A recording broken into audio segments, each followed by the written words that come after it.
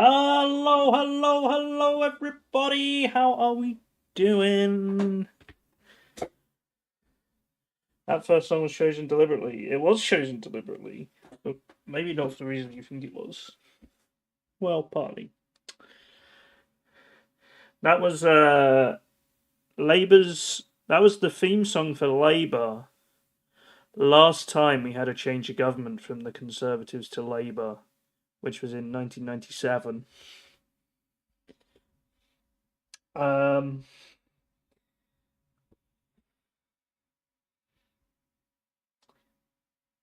which also was the biggest landslide in UK living memory, which might be beaten today. Oh, how are we doing? Let me sort my green screen out. My green screen's way too far back.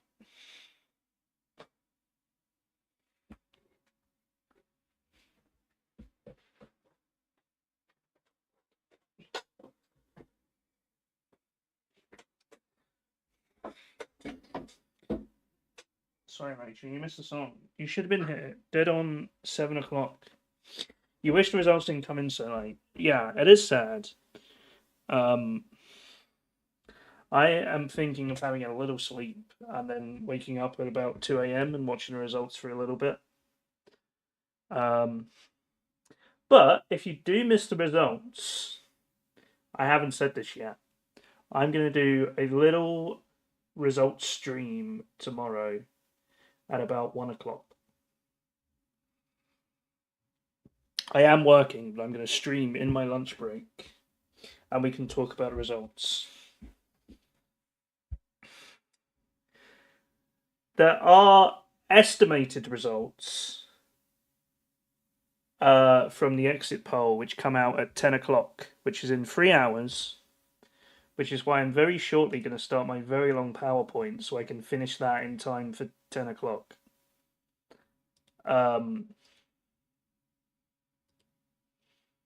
Last time the exit poll results were very accurate. I think I read they were 0.3% out of what actually happened.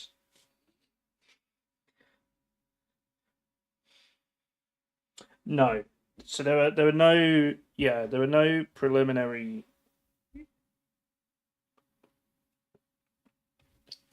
results here. The results are just announced as each area finishing counting. Yeah, I think they'll be a bit more off as well this time. I was watching someone. I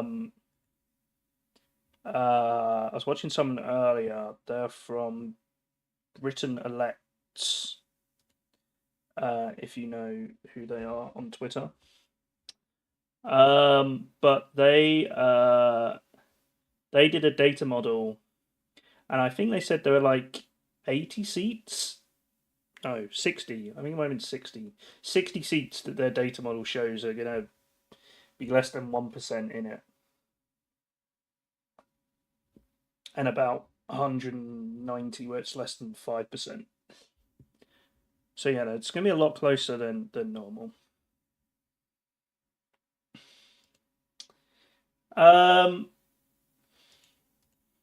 Anyway, here's how today's going to work. I have a PowerPoint that I'm going to run through.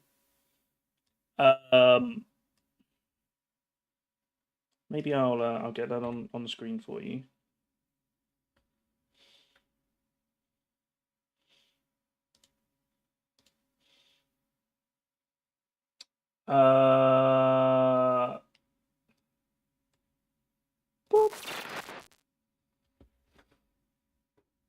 So we are starting off. I'm going to explain a little bit about how the election works because not everyone here is from the UK, and as I've discovered reading Twitter, a lot of people in the UK don't really know how election works. For example, the Reform voters who are mad they can't vote for Nigel Farage.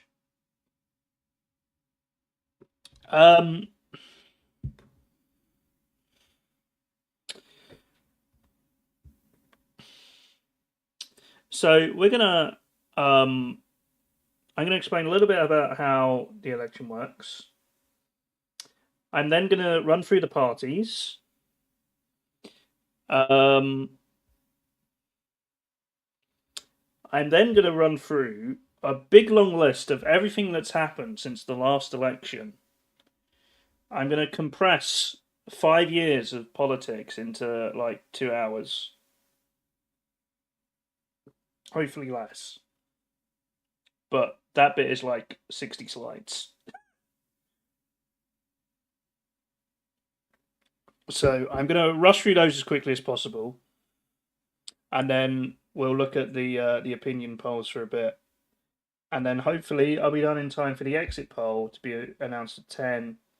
And I'll be very illegal and stream the BBC program as the result as the exit polls announced, and we can talk about that for a bit, and then I'll probably go because the results don't come in until later.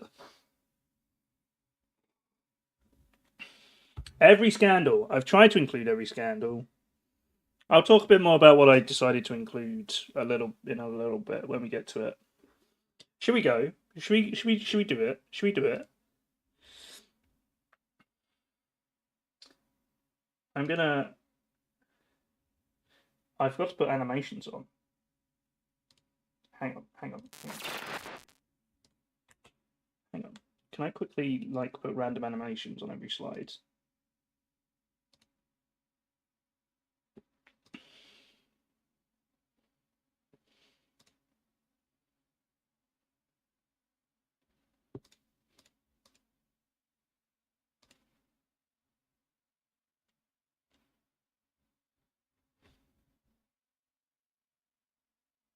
I don't think I can.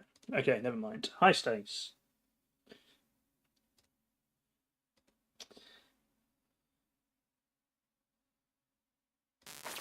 In trying to do animations, I just fucked up the background.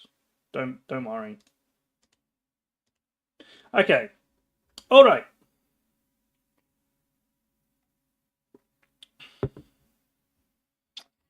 Start off with the United Kingdom. So this is an election for the government of the United Kingdom. So if you're not aware, the United Kingdom is a country of countries made up of England, which is red, Scotland, which is blue, Wales, which is kind of very pale green. Actually, my mouse. It's Wales. Northern Ireland, which is dark green over here. For those of you who don't know, this grey bit here is the Republic of Ireland, which is a completely separate country, not part of the UK. And behind me, I've expertly hidden France. Now,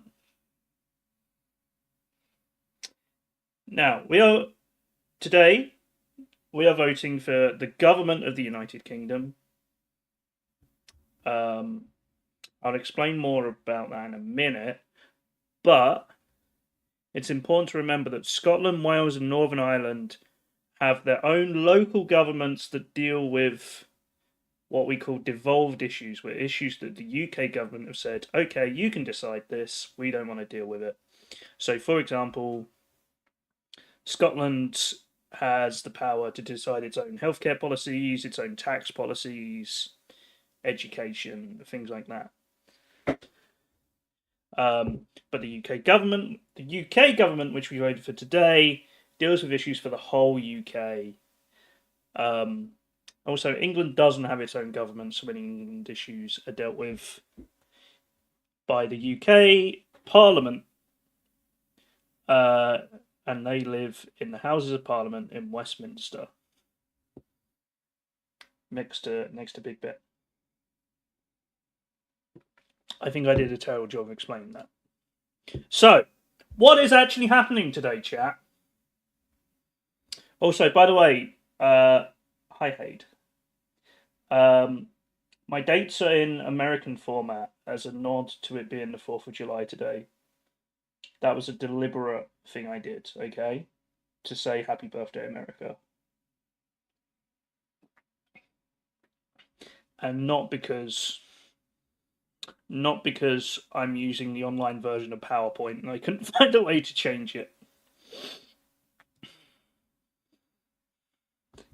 Um, it's the 7th of April today.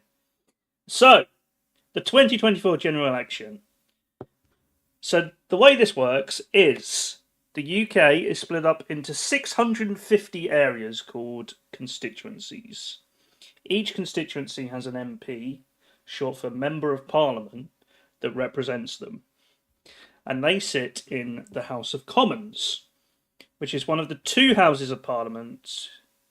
The second one is the House of Lords, which is unelected and is mostly full of old people who were important at some point. Doesn't matter, we're not talking about those today because they're unelected. We don't care about them for the election. But together, those two houses, they do lots of stuff, but their main function is creating the laws and debating the laws. And both houses have to agree on what's called a bill, which then becomes a law. So the Prime Minister, who is the person in charge of the country, is the leader of the party that has the most MPs in the House of Commons. They generally have to be elected to Parliament as an MP. Technically, it can be anyone, but that hasn't happened in a very long time. So generally, the Prime Minister has to be appointed as an MP. In the past, there have been occasions where the Prime Minister was from the House of Lords. There was one election where the Prime Minister didn't win his seat.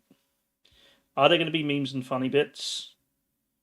I'm going to try and put in some funny bits where there are funny bits, but not very many, Stace. Maybe at the end of the boring bit. I don't know how long this is going to take, so I don't know how much time I'll have for memes at the end.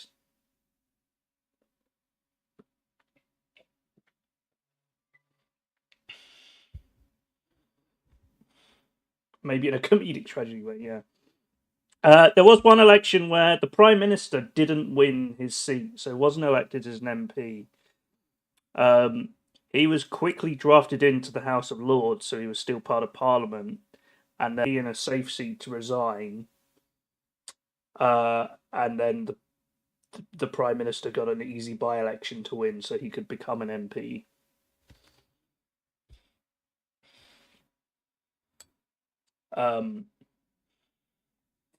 You're late. It's not my fault, is it? It's all right. You haven't missed much. I'm on like slide 3 of 80.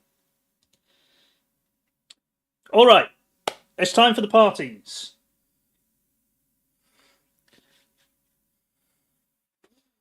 So these are the different parties. I've ranked them in order of the number of seats they had. This information I think is correct, but I haven't double checked it, so the numbers might be slightly out. Anyway, we have the Conservatives, who are the party in charge at the moment. They've been in power since 2010. Hi, Dowie. Yeah, I've just done an explainer for the not British people. You haven't missed much. So Rishi Sunak is Prime Minister currently. He's been Prime Minister since October 2022. He's the 5th Prime Minister we've had since the Conservatives have been in power since 2010. We've had David Cameron. Remember him? Remember David Cameron? Theresa May, Boris Johnson, Liz Truss briefly, lost to a lettuce, and Rishi Sunak. I do have a picture of the lettuce. That's quite funny. Before the election, they were on 346 seats. Then we have Labour, who are led by Keir Starmer. He took over the party in April 2020.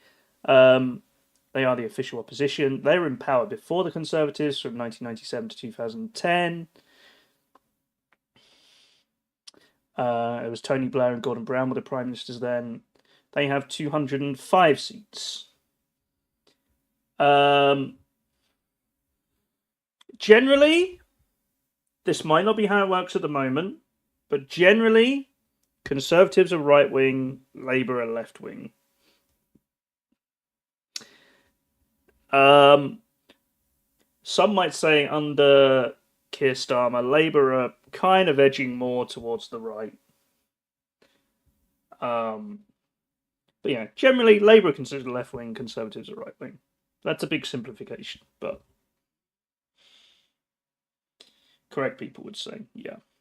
I'm trying to be neutral. I'm trying not to put all my opinions on you.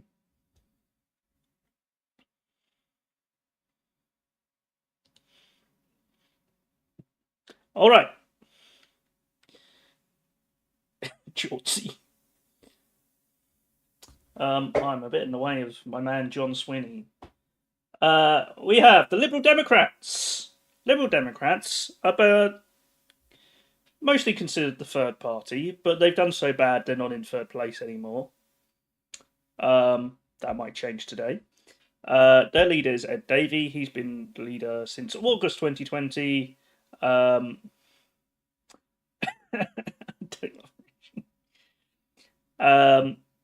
They were part of the coalition government from 2010 to 2015. So they were joined with the Conservatives because the Conservatives didn't have enough MPs to form a government on their own.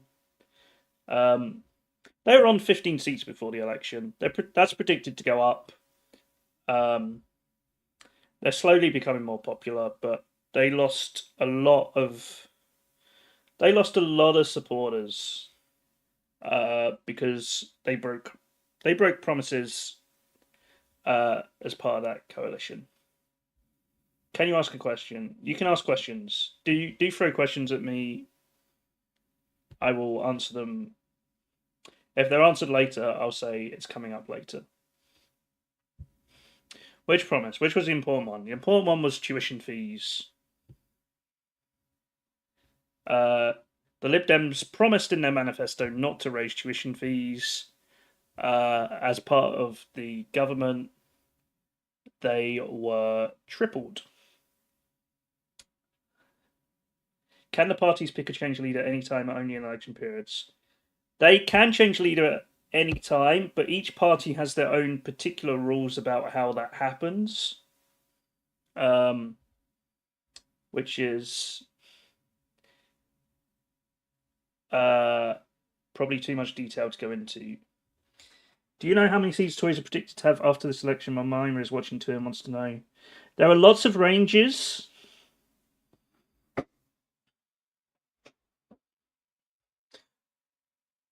Also, to BPM, they need to have a seat in Parliament. Generally, yes.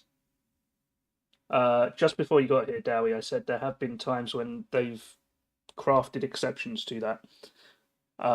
Because one time the Prime Minister didn't win this election. But yes, generally. The Tories are predicted to have somewhere between 50 and 140 seats. The polls are. The numbers are quite wide ranges because there are a lot of very close seats. So some polls, I think 120 something was the highest. It goes down to about 55 on some of them.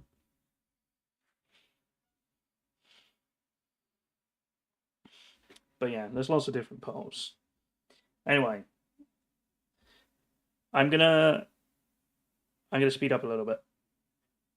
Scottish National Party. They are the third biggest party, but they only stand in Scotland, as their name suggests.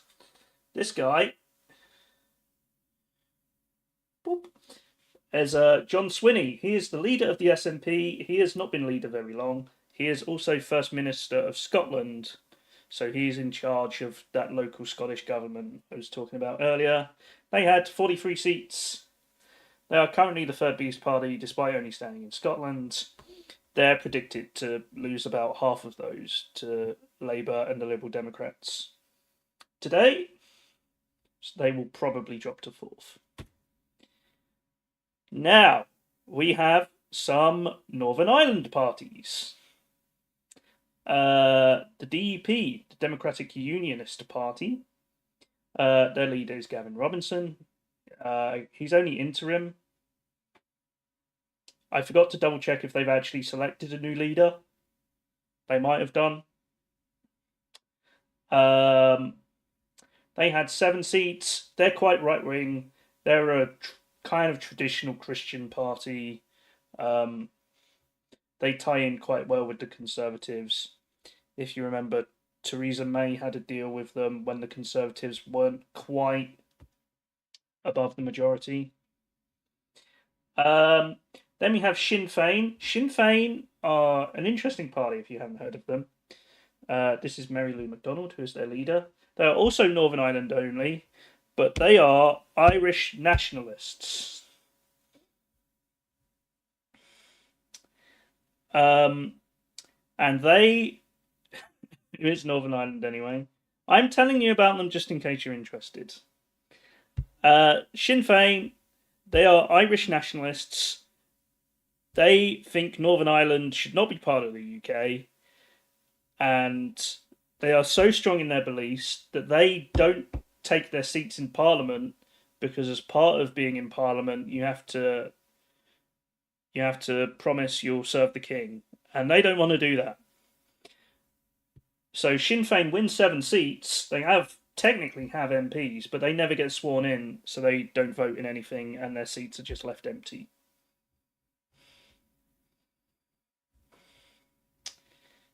Does that make sense? So they get voted in, but they never show up, and their supporters are happy with that because they don't believe in being part of the UK. Do they still get paid? That is a good question. I don't think they do. I think being sworn in is a condition to being paid. I don't think they do get paid.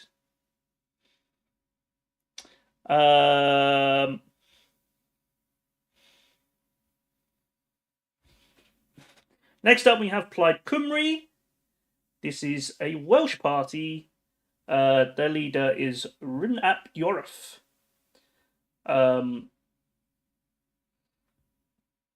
They are not as popular as Labour are in Wales. Labour run the Welsh government. That's Welsh. They only had 3 seats before this election.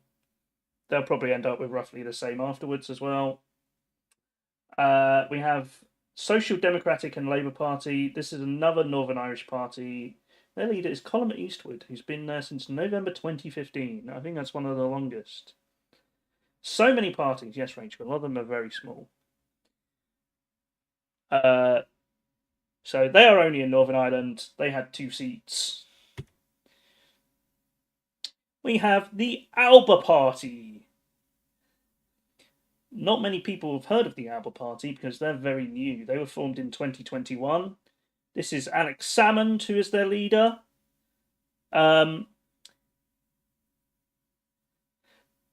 So Alba were formed because Alex Salmond, who used to be the First Minister, was part of the SNP. He got kicked out of the SNP and was like, screw you, I'm going to make my own party. They're very similar to the SNP, but they're a lot more pro-independent. So they weren't actually part of the last election. They weren't a party that existed before the last election, but 2 MPs had defected and moved over to them.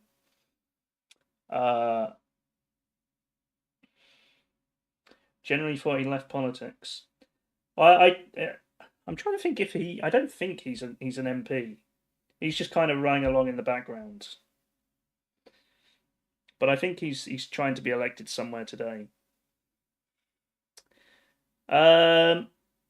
We have the Green Party. The Green Party are very interesting. They have co-leaders because they like to job share. Carla Denyer and Adrian Ramsey are their current co-leaders. They have had 1 MP They've had one MP for quite a long time, Caroline Lucas, who was MP for Brighton Pavilion, but she is standing down at this election. Gekini, thank you for the follow. Oh, I think I've got it on follow mode. Hang on. Let me turn follow mode off so Gekini can. I had it on one day follower mode.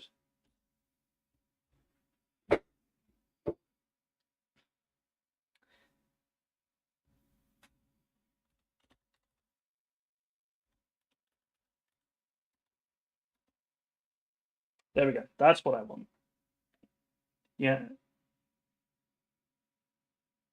People who have opinions have to follow. Yeah, that's what I've done. So, yeah, the Green Party had one seat. Caroline Lucas is standing down, but they're still predicted to do quite well. They could get a few seats. They've never had more than one seat. But they've been pushing hard for this election. I think they could win 3 or 4. I've seen some polls that give them 5 or 6, but I think that might be a bit too optimistic. We'll see. There's more. Don't you worry, chat. Alliance is a centrist Northern Irish party. Their leader is Naomi Long. They've had one seat. They're kind of growing in popularity in Northern Ireland.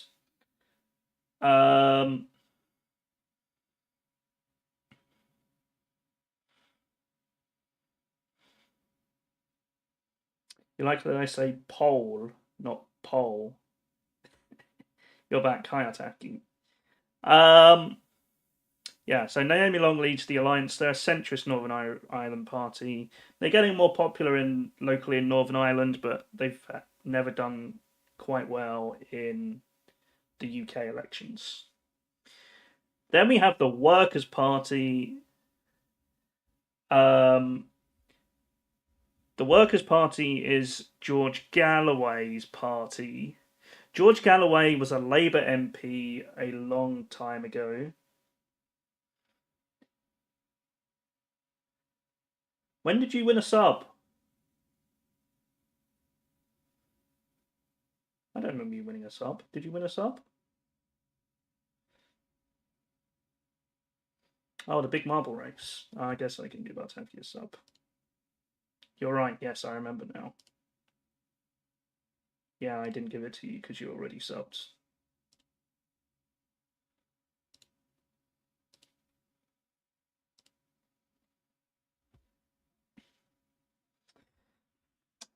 Yeah, why did that come up twice? My alerts are broken.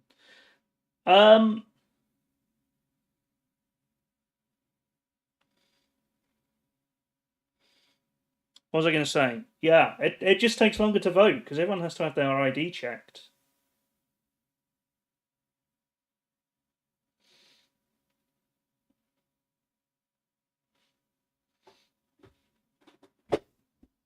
But it does generally get busy after work, I guess. Anyway, George Galloway, he's been an MP since February. It's been busy all day, has it? Oh, okay.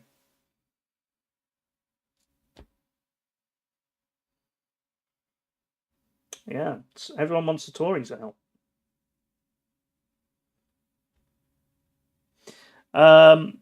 So the Rochdale by-election, I mentioned this a bit later on, but Rochdale was a Labour seat. The Labour candidate in the by-election said some controversial comments about Israel. Basically, he said he thinks Israel allowed Hamas to attack, so they had an excuse to go to war in Palestine. Labour didn't like that. And they said, we can't support this person. You shouldn't vote for him because we're going to kick him out of Labour. But by that point, it was too late for them to pick a replacement. And George Galloway came in and swept up all the votes on a I support Palestine ticket. I don't know what he knows about the local issues in Rochdale, but he's probably going to lose.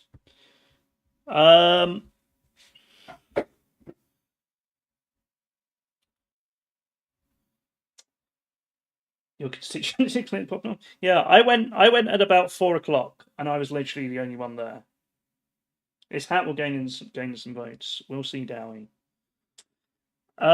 Reform UK. The Reform Party is led by Nigel Farage.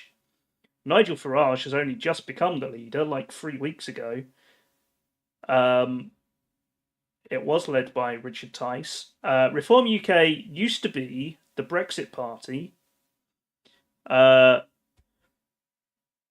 which was made up of some of the slightly less racist people from UKIP. They are very much a right-wing populist party. They gained an MP in March when Lee Anderson, who was a Tory, defected to Reform because he got kicked out of the Conservative Party, by the way. So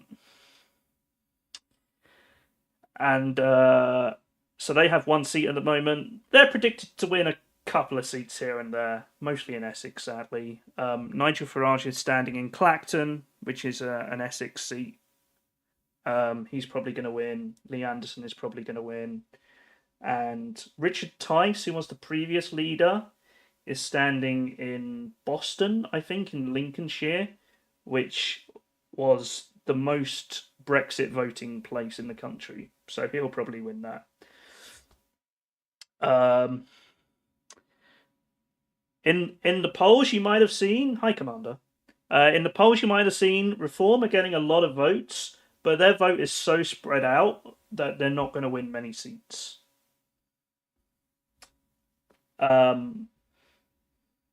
So, you know, they've got a few voters in every part of the country rather than lots in one place that would let them win in one area.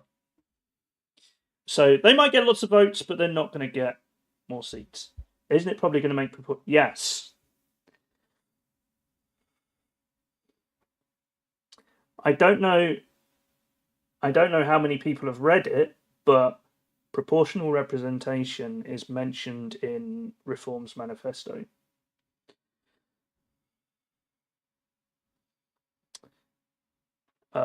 So it's not a manifesto. Nigel Farage doesn't like the word manifesto. It's a contract. Yeah.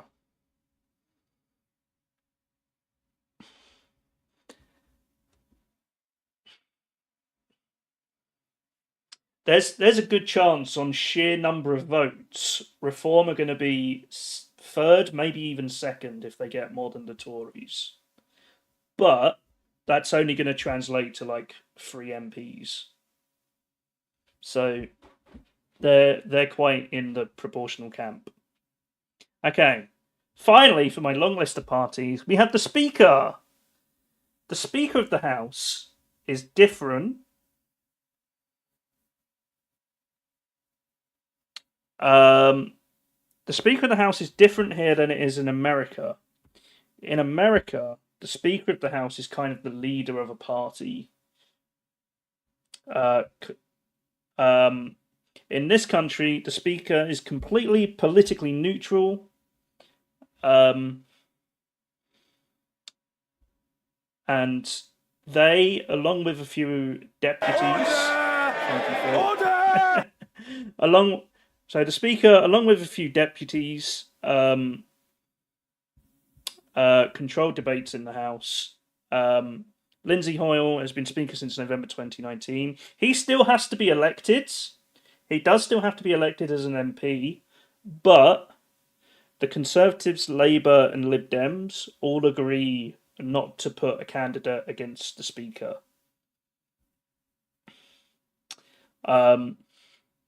So if you live in Chorley, where Lindsay Hoyle is from, you don't have a lot of choice on who to vote for. I think the Greens do still stand, and I think Reform do, plus some independents, but the big parties don't go against the Speaker. So the Speaker normally wins quite comfortably.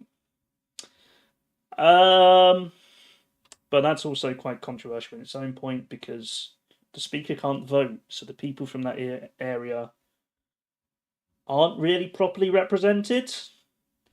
But I think that's a debate for another time.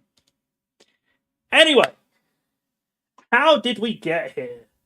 This is the fun part of the stream, chat. This is where we talk about everything that has happened since the last election. Can you believe the last election was December 2019? It was a time before the pandemic. Brexit hadn't even happened. Jeremy Corbyn was in charge of Labour. You sent me a picture. Okay. Should we have a quick Camille break? Hi, Camille.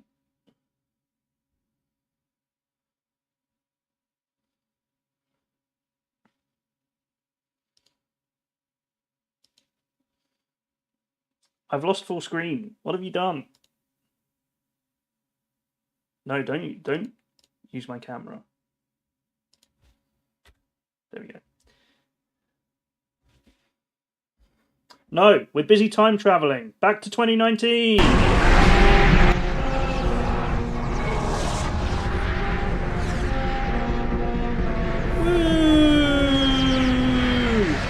Here we go. That was fun. You think Brexit had happened in 2019? The Brexit vote happened in 2016. Brexit itself didn't happen until the very end, New Year's Eve 2019. And actually, that was a big reason why we had this 2019 general election. So this was the last election in December 2019. We can see here Boris Johnson was leader of the Conservatives. They won 365 seats. Jeremy Corbyn was leader of Labour. They came second with 202. The previous election to this was 2017. And the Conservatives didn't get a majority there. They were just short of a majority of MPs. So they were really struggling to pass the laws to get Brexit done, as Boris Johnson was his slogan, had as his slogan. So in October, when I think at like the fourth attempt, the Conservatives lost a vote on their Brexit laws, Boris Johnson called a snap election. The election took place in December. You can't read. I didn't really think this through. You want to know what I was doing at the last election? I was doing a stream just like this.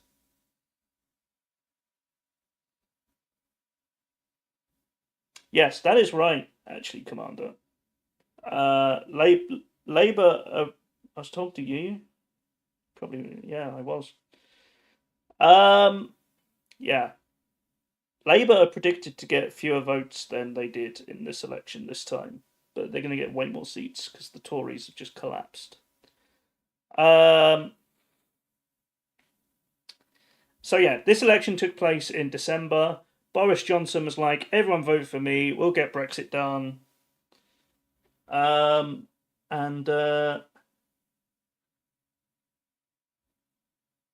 That ended up with them getting a majority. They had 56% of MPs.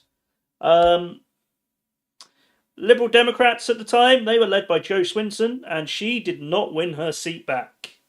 So she immediately resigned. And after losing to Boris, Jeremy Corbyn said he would quit before the next election.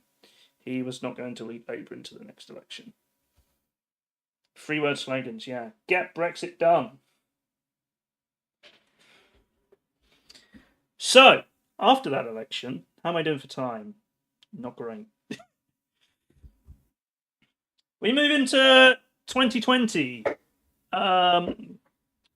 Boris Johnson was great. He had a majority. He could get votes done. Are we going to watch? We are going to watch the BBC for the exit poll. I will probably not be streaming for the actual results.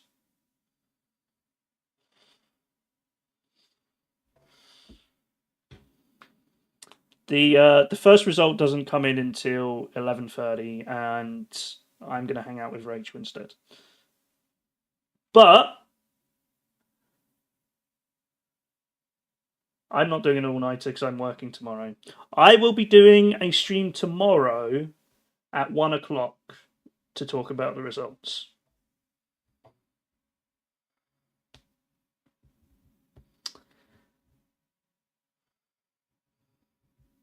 I'll be streaming for about an hour tomorrow to run through all the results.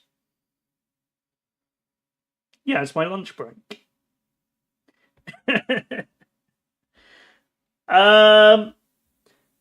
So, on the 9th of January, the EU Withdrawal Agreement Bill is voted on in the House of Commons. It passed 330 to 231. Parliament ratifies it on the 23rd of January. Then, on the 31st of January, the UK officially leaves the EU single market. Sorry, no, that's not right. The UK officially left the EU, but they don't leave the European single market just yet. There is an 11th month of transition period, which ends at the end of 2020. So the UK officially leaves the EU on the 31st of January 2020. Boris Johnson did a whole 3-minute speech about it being Brexit Day. All the news channels refused to play it in full, and they were all accused of being biased. I should say, by the way, hang on. I meant to do an introduction to this bit.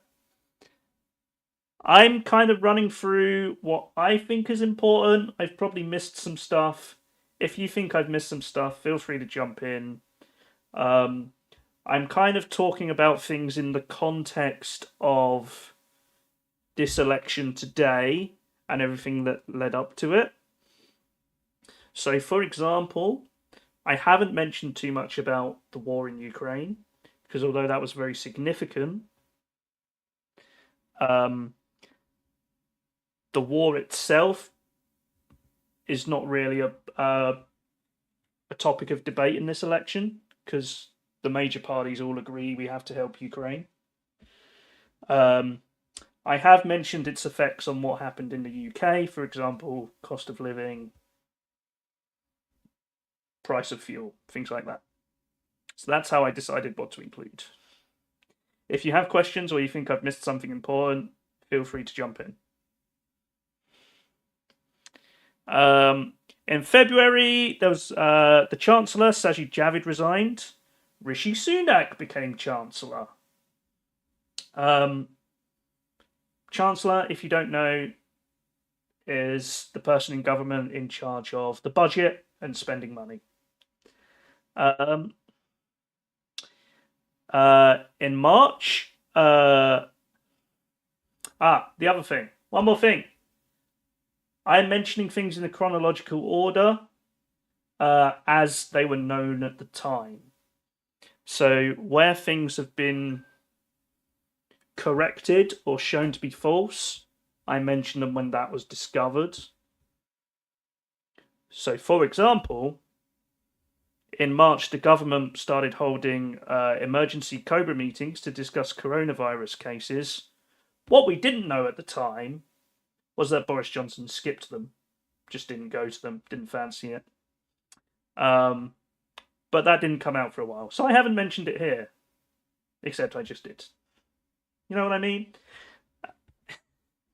Anyway, coronavirus cases by the start of March had hit 36 in the UK. The government started to discuss preparations. An action plan was released on the 3rd of March, warning that up to 20% of the workforce could be missing from work at any one time. Which was kind of a big warning at that point. Did the government pay full attention to it? Let's find out. God, I really need to work on my positioning. So the pandemic hit fully in March 2020. March 16th, Boris Johnson gave a televised address. He advised against all unnecessary travel. Said the public should avoid pubs, clubs, and theatres and should work from home where possible. Over 70s, pregnant women, and those with certain health conditions were advised they may have to self isolate. Schools were closed on the 20th, except for vulnerable children and children and key workers. Cafes, pubs, restaurants were also closed on the 20th. Nightclubs, gyms, and leisure centres were given a few extra days, but were told to close as soon as possible. Also on the 20th, Rishi Sunak announced the first phase of the furlough scheme, where the government will pay 80% of workers' salaries if they are unable to do their jobs because of the pandemic. For example, those working in cafes, pubs, or restaurants. Lockdown officially started on the 23rd, a week after Boris Johnson's first speech. Your birthday present, yeah. So lockdown started on the 23rd, and that was also when the government started planning temporary hospitals, because there were some concerns of NHS capacity. Just a few days later, on the 27th, the Prime Minister, Boris Johnson, and Health Secretary at the time was Matt Hancock, both tested positive for COVID.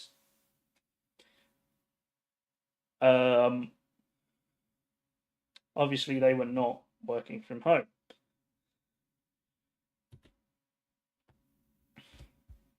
In April, this was a nice little side note. On the 4th of April, the contest to replace Jeremy Corbyn as Labour leader ended.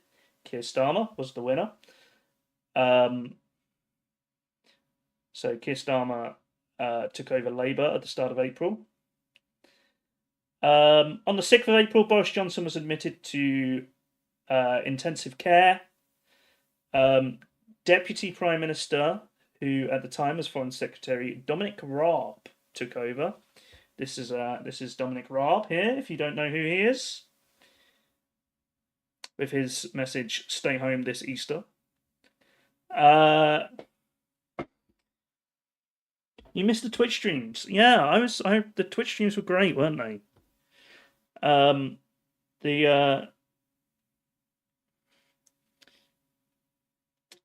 If you don't know what we're talking about, the UK government COVID daily press conferences were streamed on Twitch. Great time.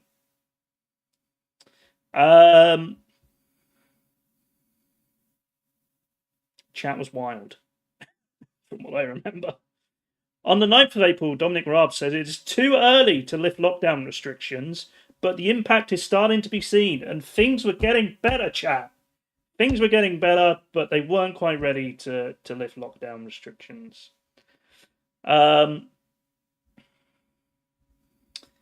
Boris Johnson was then released from hospital on the 12th, but didn't return to work straight away. He was still recovering. Meanwhile, on the 16th, Dominic Raab announced a 3-week extension to lockdown. That was my birthday present. UK cases passed 100,000. In 6 weeks, they'd gone from 36 to 100,000. And here's the thing I mentioned earlier. Michael Gove confirmed in an interview that Boris Johnson missed 5 emergency meetings in the early stages of the pandemic. And great guy Michael Gove also admitted that they sent a load of shipments of PPE to China in February, because at the time China needed them more, and they sold them.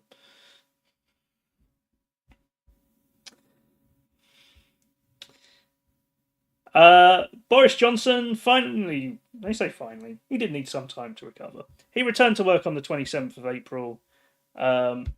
He released a statement on the 27th of April saying the UK is at a period of maximum risk. Lockdowns are devolved. Yeah, I talk about that a bit later, where different parts of the UK were lifting restrictions at different times. I didn't go into too much detail, but yeah, there was a lot of kind of chaos. No one really knew how to deal with England and England, Wales, and Scotland having different rules. But yeah, because of the devolved governments, Scotland and Wales were in charge of their own healthcare, which meant they could set different rules to the UK.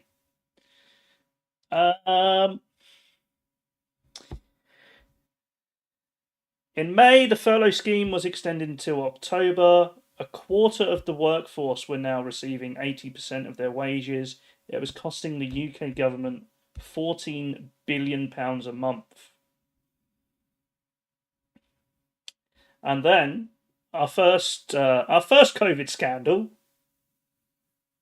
I should have had a scandal counter, shouldn't I? Newspaper reports emerged that Boris Johnson's chief advisor, Dominic Cummings, this guy, travelled 260 miles from London to his parents' home in Durham during lockdown, whilst he had COVID symptoms.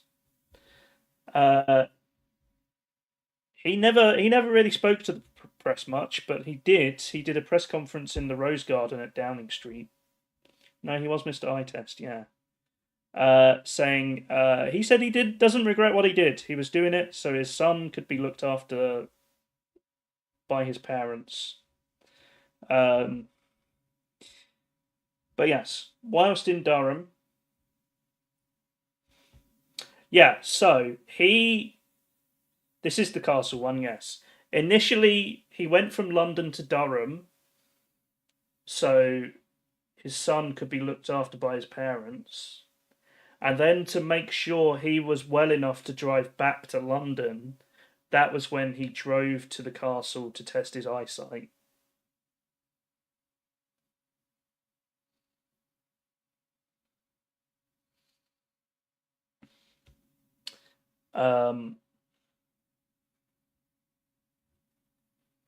Yeah, I'll leave you to work out whether that was a good idea. He wanted to test his eyesight, so decided to go for a drive to make sure he was safe to drive. And for what it's worth, the reason that came out is because some members of the public spotted him walking around near the castle with his wife. And they alerted a newspaper because they were like, I'm pretty sure he's meant to be in London.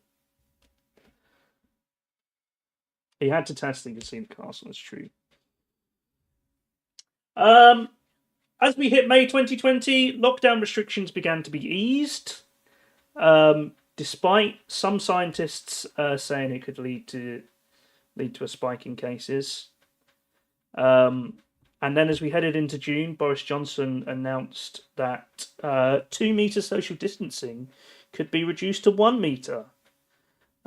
Different households were able to visit each other as long as social distancing is maintained from the 4th of July, 4 years ago today. And also, I kind of forgotten about this. It is crazy to me that thinking about it now and what happened since, cinemas, pubs, hotels, and restaurants all reopened in July 2020. I'd kind of forgotten that, but they did.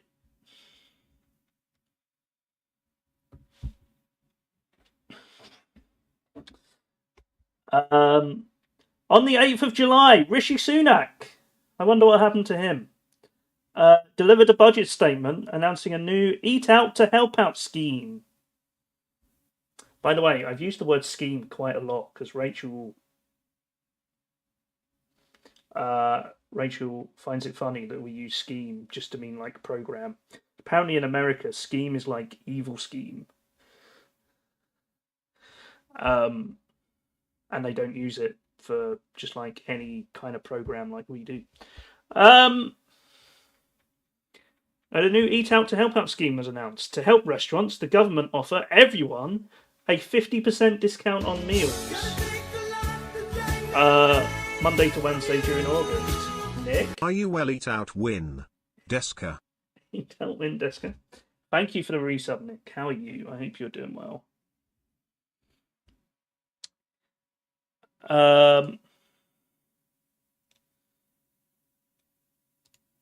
So yeah, that was pretty crazy. Lockdown restrictions were further eased on the 17th of July. Things were all getting back to normal. There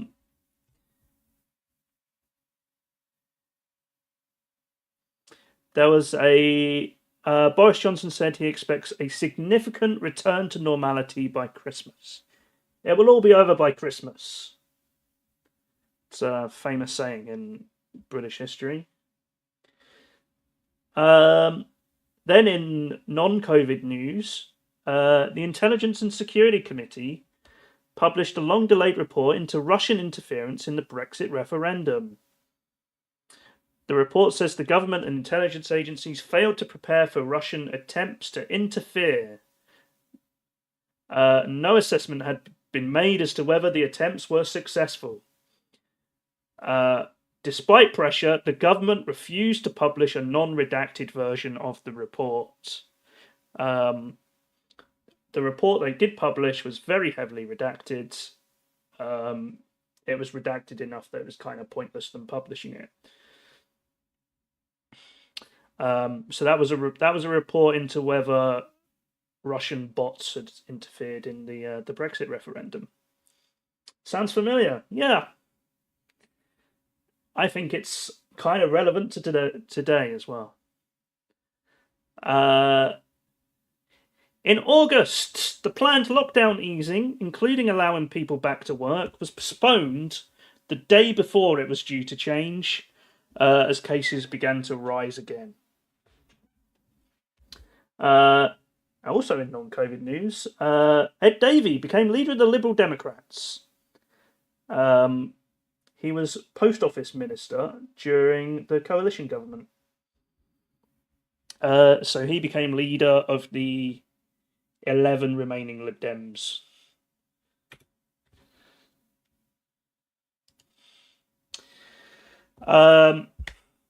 In early September, employees are allowed back to work, but there are strict social distancing guidelines.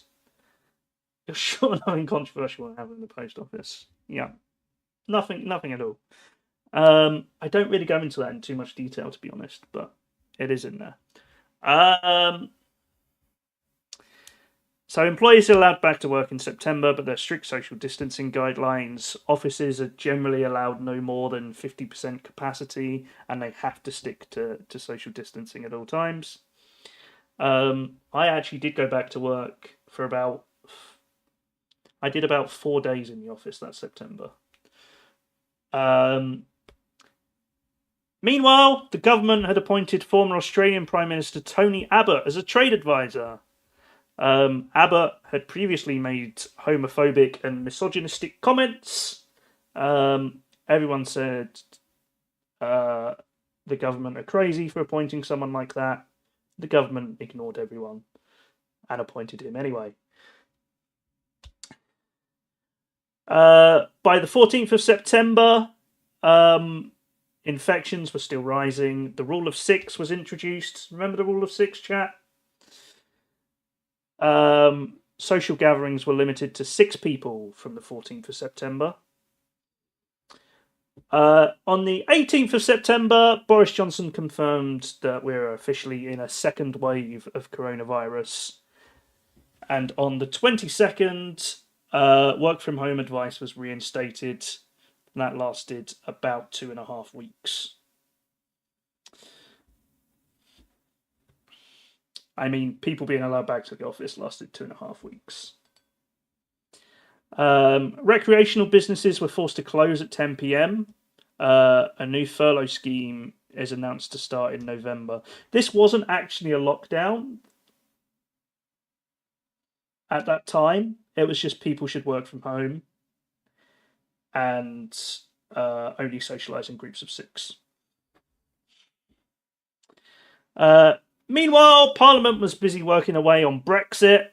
The House of Commons voted through the Internal Market Bill and passed that to the House of Lords for approval.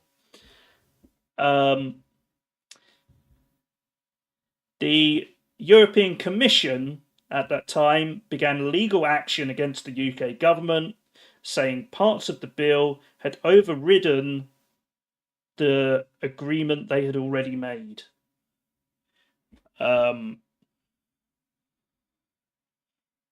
So they were like, hang on, we already made an agreement and now you're changing it.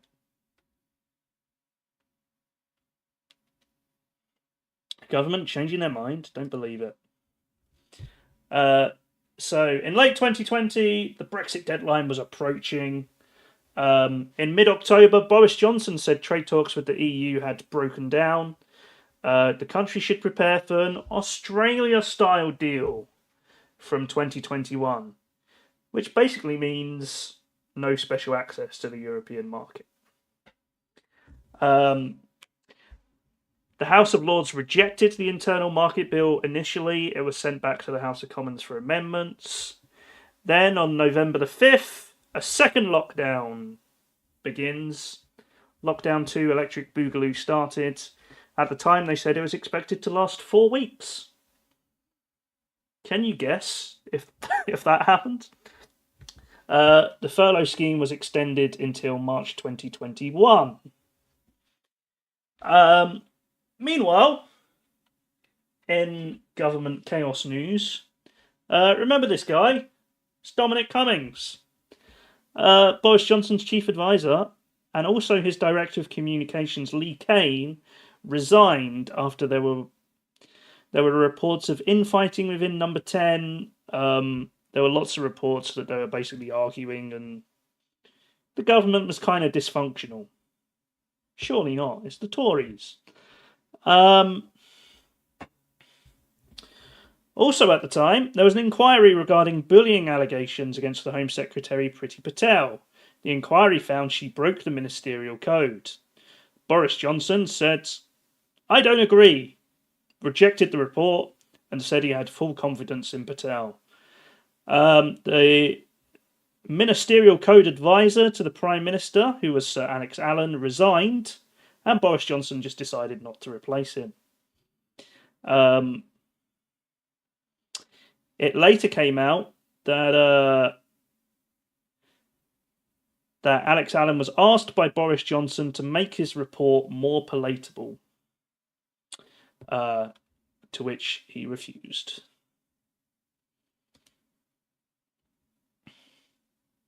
December 2020, COVID Christmas. MPs vote for a new tier system for managing COVID restrictions.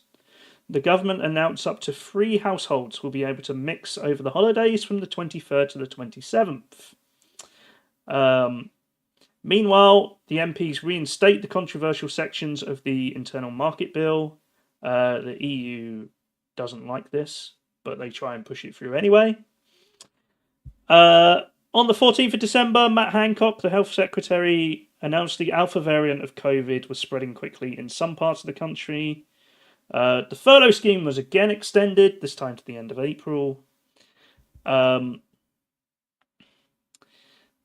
government changes their mind about people mixing at Christmas. Households will only be allowed to mix on Christmas Day itself, and only in areas where the Alpha variant is not prominent. Those areas are not allowed to mix at all, absolutely. On Christmas Eve that year, the EU and the UK finally came to a trade agreement a week before the transition period ends. The agreement is approved by the House of Commons on the 30th December at 11 p.m. UK time on the 31st. The transition period ends and the UK finally completes its separation from the EU a full 4.5 years after the referendum. So that was when Brexit was fully complete at the end of 2020. Whew. Don't worry, chat. There's only 3.5 years left.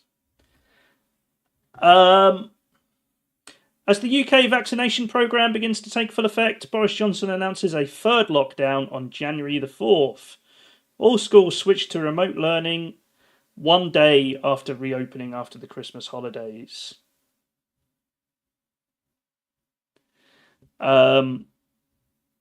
So schools went back on January the 3rd. Boris Johnson decided there would be an immediate lockdown on January the 4th. And I remember there was a lot of debate at that time about why he didn't make his mind up a day earlier. On the 8th of January, Kwasi Kwarteng, he might pop up later on. Let's wait and see. He becomes the first black Secretary of State from any party and becomes the Secretary for Business, Energy and Industrial Strategy. Education Secretary Gavin Williams announces exams are cancelled and grades will be set by teachers this year. On the 27th of January, Boris Johnson announces schools will not be able to reopen in February as planned, delaying it until at least the 8th of March. Matt Hancock is in trouble with the High Court. He acted unlawfully, awarding contracts during the pandemic. Notices of the contracts were made late. The transparency policy was not fully followed. He basically said, we were working under lots of stress because it was the pandemic and just tried to get things done as quickly as possible. And that's why we didn't follow the law. On the 5th of March, the government confirmed they are offering NHS workers a 1% pay rise, saying that's all they can afford at the moment. The unions threatened strike action. The offer is that bad. This was whilst the pandemic was still going on. They're like, here, have a 1% pay rise.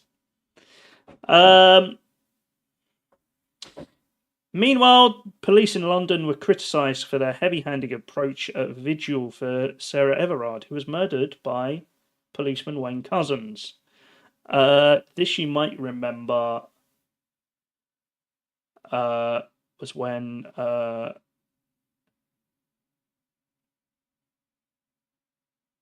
when people gathered in a park in London to pay respects, but also kind of protest the police and how they treat women. And then the police came in and bullied them and arrested some and for not social distancing. Standing out in the street, clapping your ears and offering 1%. Yeah, it went down well.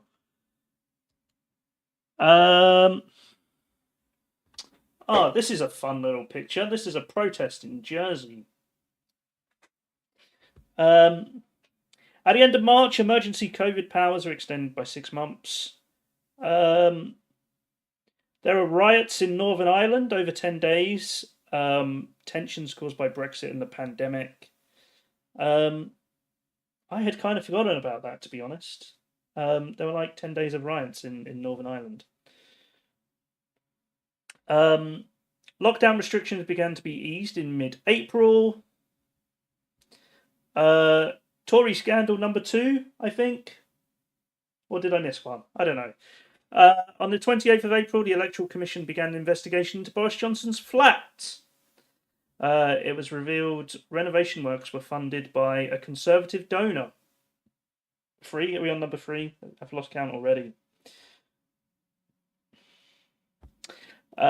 French fishermen begin a protest off the coast of Jersey. Confusion reigns over the issuing of new fishing licenses post-Brexit. This was mostly because the UK government were just not offering fishing licenses to the French as they promised. The protest lasts about 2 days before negotiations bring it to the end.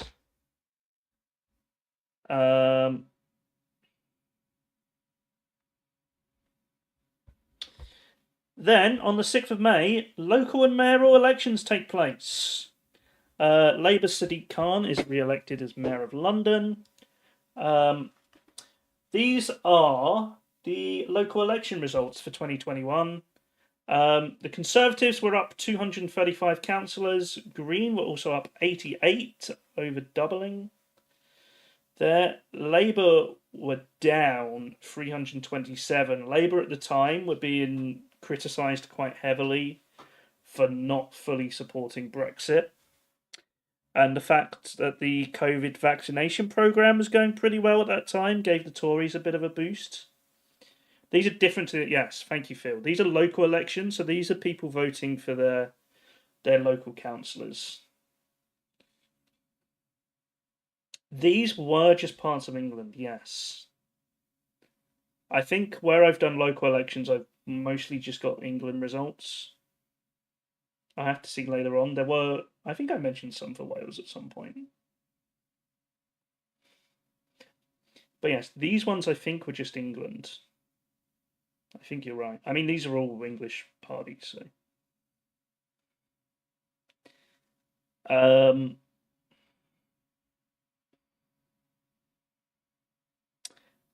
Labour also lost a by-election for Parliament and Cornish, yes. Labour lost a by-election to the Conservatives in Hartlepool, that says. You're still with me, chat. You're still with me. We're on slide 26 of 79. From mid-May, restrictions on indoor venues ease. More people are allowed to gather indoors. The government planned further lockdown easing for July, but another new COVID variant emerges. And they immediately reconsider those plans. On the 26th of May, Dominic Cummings, remember him? He was giving evidence to Parliament. He was called in to give evidence to Parliament on the government's handling of the pandemic. And basically, his evidence was it was complete chaos and no one really knew what they were doing. On the 1st of June 2021, the UK reported 0 COVID deaths for a day for the first time since March 2020. The total at this point has hit 127,000.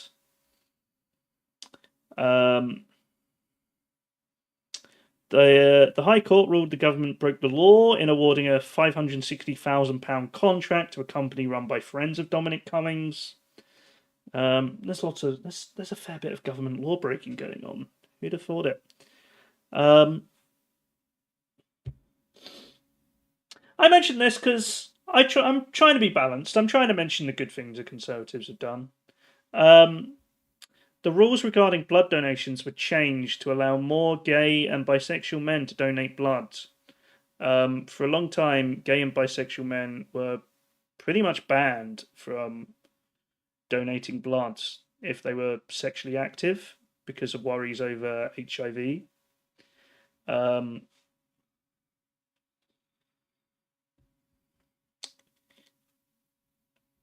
But they changed the rules. So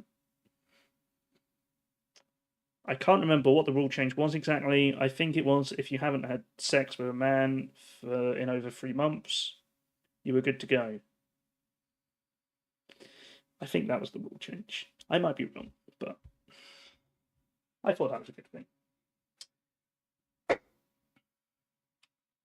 As we get to July, a surge in cases. Dead. You thought that was what it was? Oh, what? And they made it less restrictive than that. Maybe you're right, Merlin. Yeah. I did.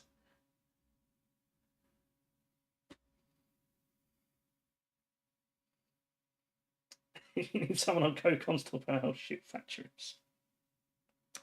We'll see. I don't think Margaret Thatcher comes up much in my review of 2019 onwards. DA, hello DA, how are you? So as we hit July, lockdown restrictions are held at their current level because of a surge in cases, but Boris Johnson says it'll be fine. The delay won't last any longer than the 19th of July. I don't know what evidence he had for that, but another Tory scandal. Health Secretary Matt Hancock had to apologise after pictures of him kissing / making out with one of his aides while social distancing regulations were in effect are published in the Sun newspaper.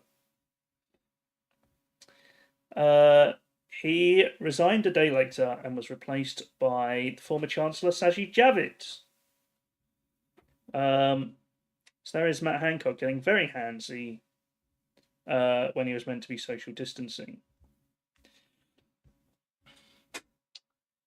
Um, in July, Southern Water were fined a record £90 million. This has been a topic in this election, which is why I mention it. Southern Water were fined £90 million for illegally dumping somewhere between 16 to 21 billion tonnes of sewage into rivers between 2010 and 2015. They didn't actually know how much, but it was somewhere between 16 and 21 billion tonnes. On the 19th of July, all legal restrictions on social contact were removed in England.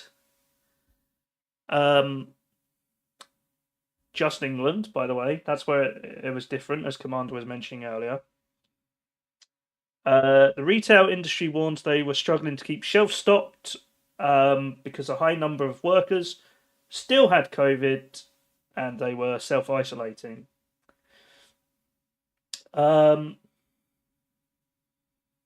At the end of July, am I telling you the Tories lie about things? Possibly, Deanne. Possibly. I will let you make your mind up. Public Health England did a report at the end of July. The vaccination programme had prevented 22 million infections and 60,000 deaths. So that was some good news for the Conservatives after the whole Matt Hancock thing. On the 7th of August, most pandemic restrictions were lifted in Wales. Scotland followed on the 9th. So they were 2 or 3 weeks behind England.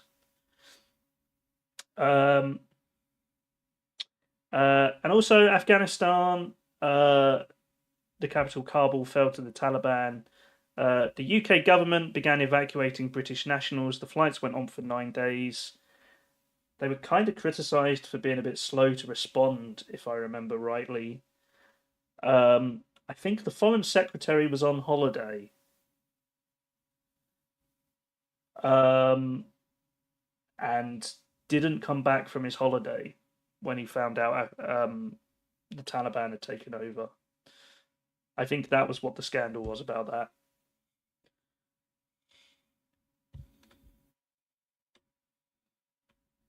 Yes, Ted. You know what? I didn't even mention track and trace. There was just so much other stuff to announce. The whole track and trace thing. Yeah, that was pretty bad.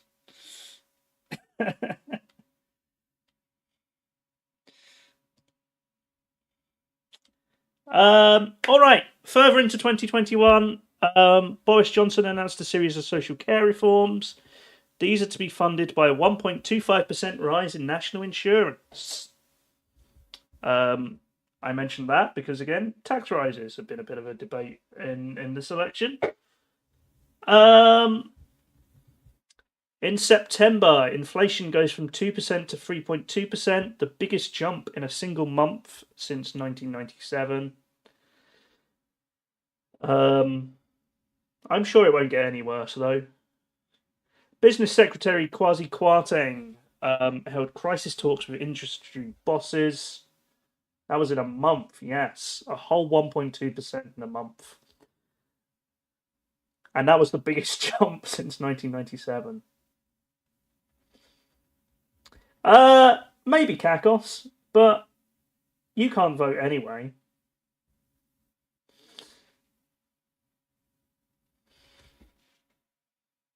I think all the UK people have probably made their mind up without needing my my info.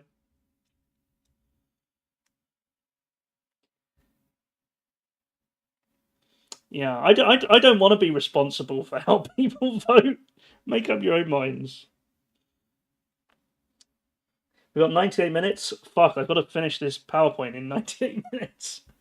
There are crisis talks with industry bosses. Firms were struggling to cope with the natural gas prices going up.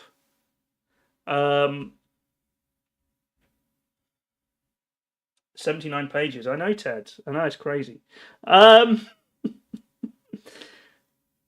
don't know. I don't know if I'm going to get through it. A leaked government document warns of a potential shortage of HGV drivers and that fuel shortages could occur as a result. This sparked a fuel shortage as people began to panic buy. I'm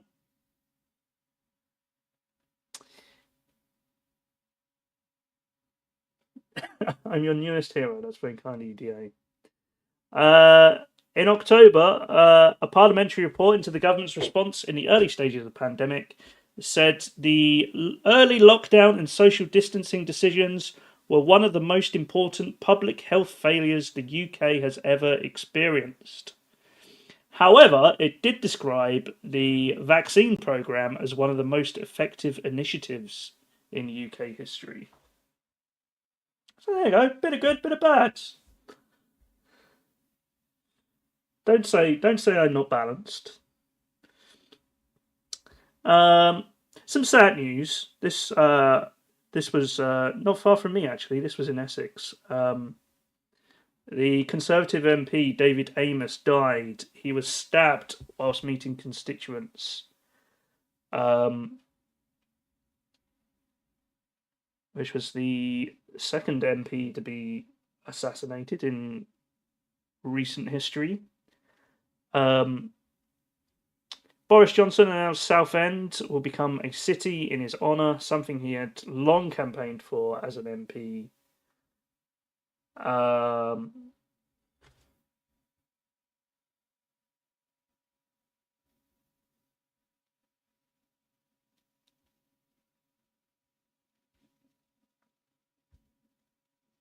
Hello, are we back?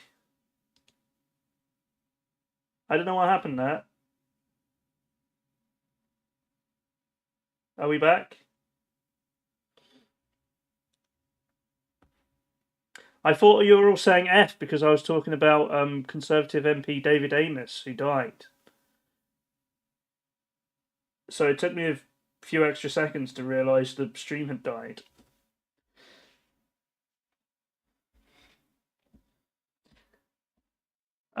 David Amess, the Conservative MP, was stabbed whilst meeting constituents. Boris Johnson announced Southend will become a city in his honour, something which he had long campaigned for whilst being an MP.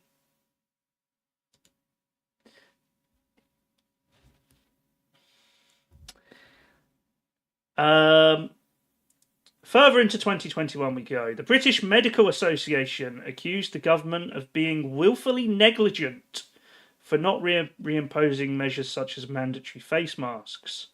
By this point, COVID cases had hit 50,000 per day as the variants started to spread more and more. Chancellor Rishi Sunak, wow, he really is going places. He's got another mention. He announced a new budget in November with measures to increase the national living wage and helping businesses recover from the pandemic. Meanwhile, another Tory scandal.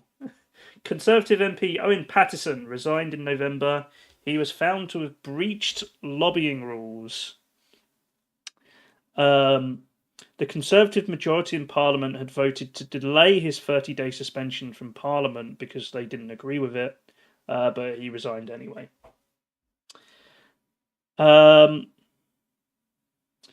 Meanwhile, border patrols intercepted 1,000 migrants in a single day trying to cross the English Channel from France.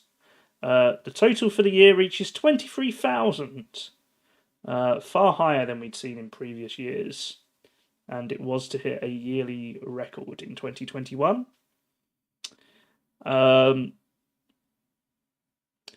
Meanwhile, 3 men were arrested under the Terrorism Act. A car exploded outside Liverpool Women's Hospital. I vaguely remember this on the news. It was a taxi. 1 man was killed in the attack and another was injured. No, I think a taxi was parked nearby. I think that was where the injured people were. Meanwhile, UK inflation hit 4.2%. The highest it had been for 10 years. More than double the 2% target. 4.2%. Can you imagine that, chap? Things must have gotten so expensive. The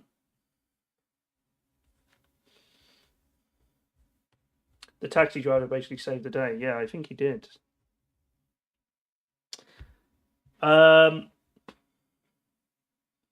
Meanwhile, the HS2 rail project gets its first mention. The government scaled back plans for HS2 in favour of upgrading existing routes.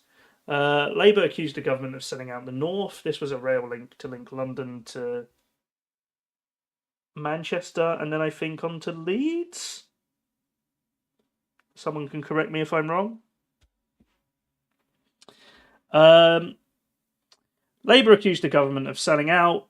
Transport Secretary Grant Shapps said the £96 billion plans are ambitious and unparalleled.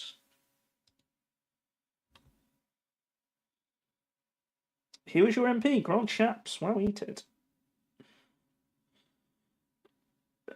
Have you voted for him this time?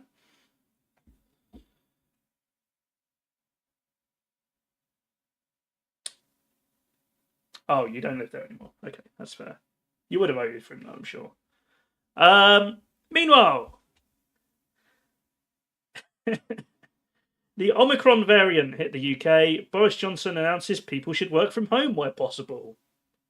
I think that's the fourth time I've said that today. Face coverings become mandatory in shops and on public transport. On the 8th of December, government spokesperson Allegra Stratton was forced to resign after a video emerges of her joking about a Christmas party at Downing Street during a mock press conference.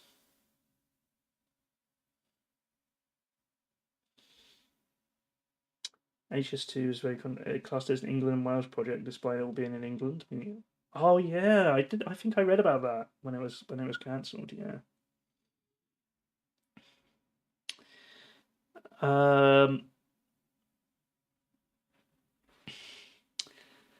So yeah, this is kind of how Partygate started. The government spokesperson was making jokes about a Christmas party at a mock press conference, and video of it leaked to ITV News.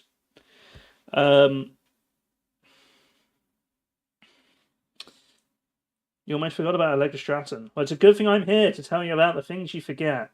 I think I was quite harsh on her. She didn't even go to any of the parties. Too many scandals to keep track of. There's a reason this PowerPoint is fucking 79 slides. Oops. Oh, I'm not even halfway through. On the 8th of December, no, we've done that one. An investigation into government staff parties is launched and confirms it is looking into 3 separate events. Boris Johnson is put under pressure by Labour, but he boldly stood up in Parliament and said no parties took place and no rules were broken. And as we all know, the Tories are very honest, and he wouldn't lie about something like that.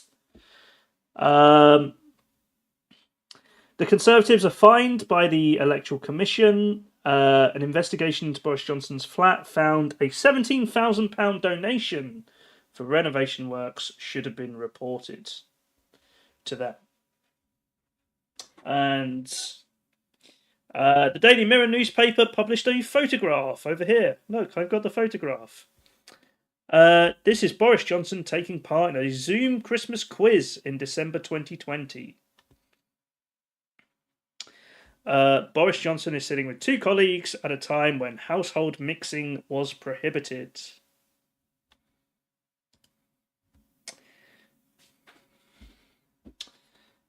You bet that quiz was really fun. Yeah. On the 12th of December, Boris Johnson warns of an Omicron tidal wave about to hit. Inflation goes up again. It is now at 5.1%. A leaked photo emerges of the Conservative London mayoral candidate Sean Bailey at a gathering of his campaign team at Conservative HQ in December 2020. Excuse me. That's this photo at the top. 24 people are pictured in total, very close together. Again, at a time where households were not allowed to socialise with each other. Simon Case was the official in charge of the party investigation. However, he recuses himself as it emerges he was actually at two of the events under investigation, and also a similar event took place in his own office.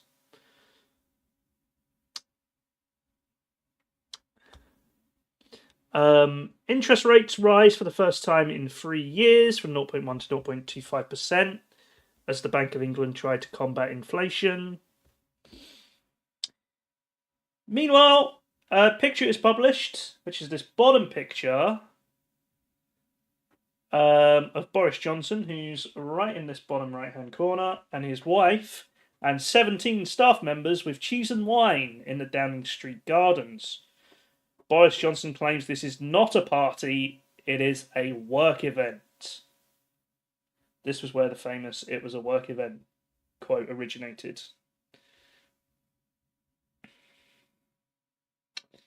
Part of his new wine tasting show, yeah. New Year's Eve celebrations around the UK are cancelled. COVID cases continue to rise. As we hit 2022, I'm very quickly going to go grab a drink because my voice is going. BRB.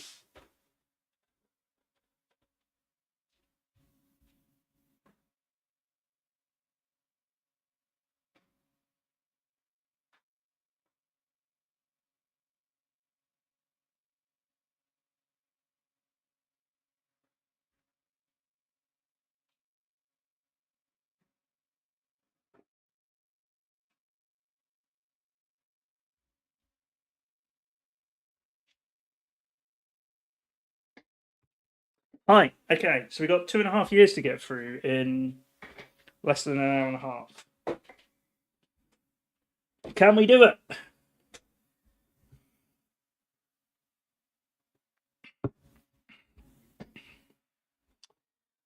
Huh. On the 12th of January, the High Court ruled the government acted unlawfully regarding 2 contracts for PPE during the pandemic. Boris Johnson apologises in Parliament and confirms he did attend the party in the Downing Street garden. He refused to resign. A report into the parties led by Sue Gray said the government failed to observe the highest standards of conduct, and a number of the gatherings should not have been allowed to take place.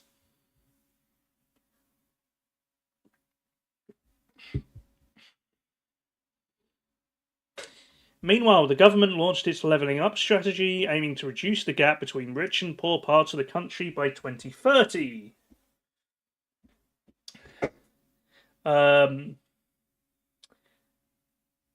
That plan was initially quite controversial because it turned out about 80 to 90% of the areas that were going to get funding had Conservative MPs.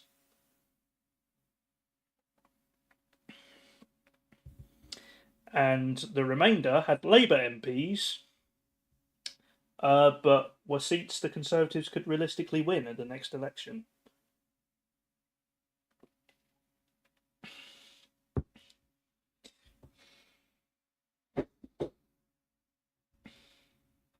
Unlocking all the funding from the deprived urban areas, yeah. I've just realised we haven't even got to Liz Truss yet.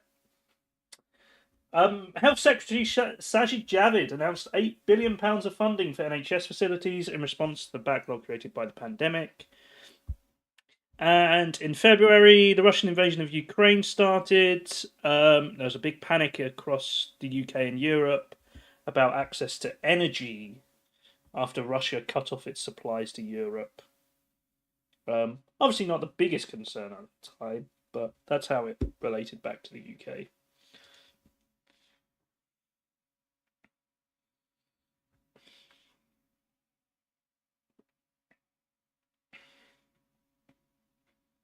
Yes, very good point, Commander. I'm glad we have Commander here because I don't know too much about Welsh politics. Yeah, the Levelling Up Fund was to replace EU funding. Except this time the Tories got to decide where it went.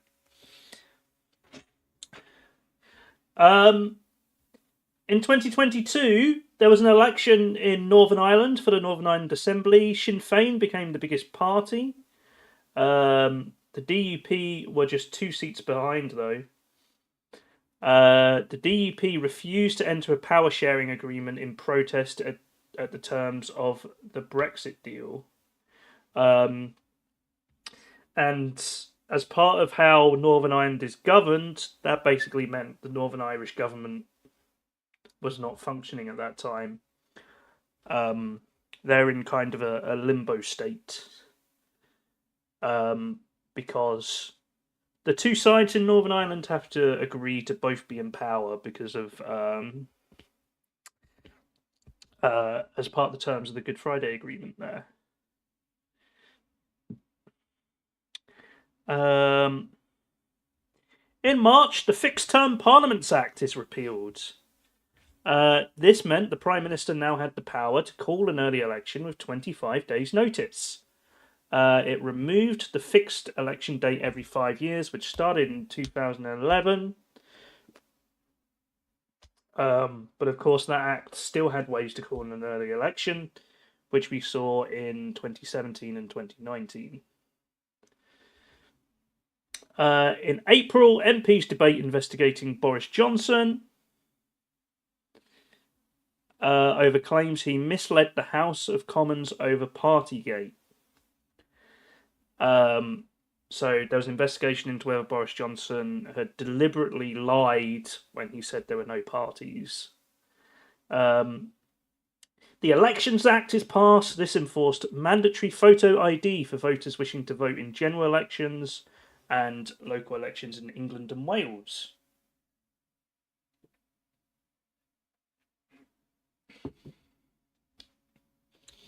Tractor Guy. This is my favourite Tory scandal. Not local election in Wales? Maybe it was police and crime commissioner elections in Wales. Yeah, other than police commissioners. I think that's what I meant.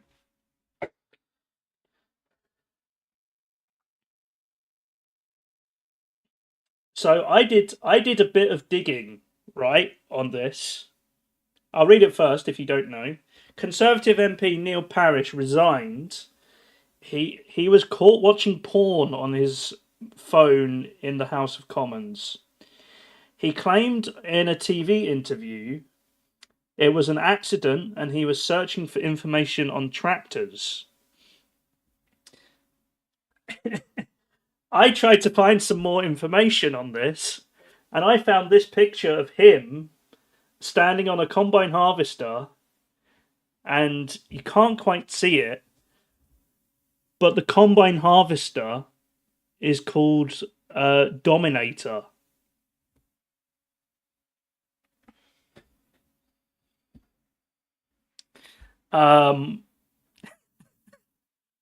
So I'm curious to know if that's what he googled, but I could not quite get that far.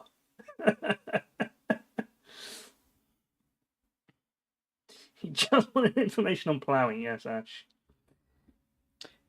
I think it's also worth mentioning he was caught watching porn by 2 separate people. I feel the need to say that.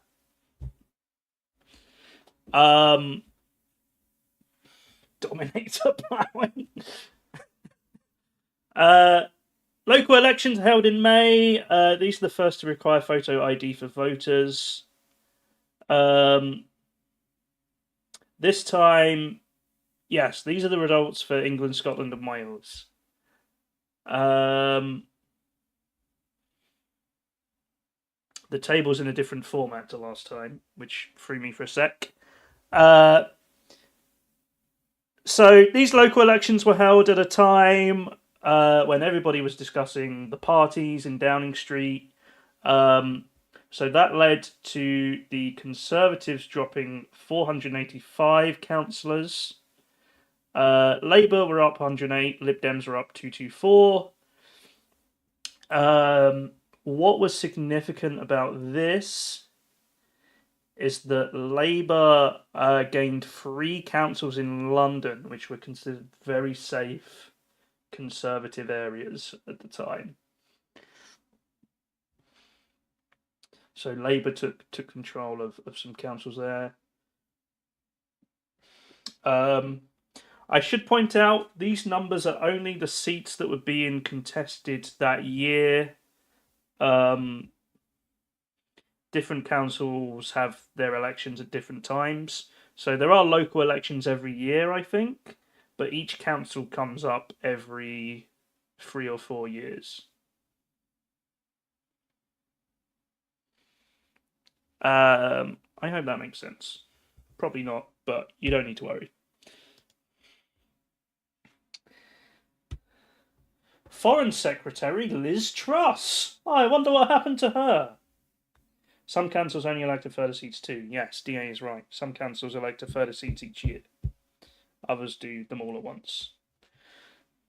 Foreign Secretary Liz Truss announced new Brexit-related legislation that would abandon parts of the Northern Ireland Protocol that had already been agreed with the EU. Plaid Cymru lost some seats mainly due to boundary changes, reduction in number. Yeah, there's lots of boundary changes going on that I didn't really talk about because I thought that would be too boring.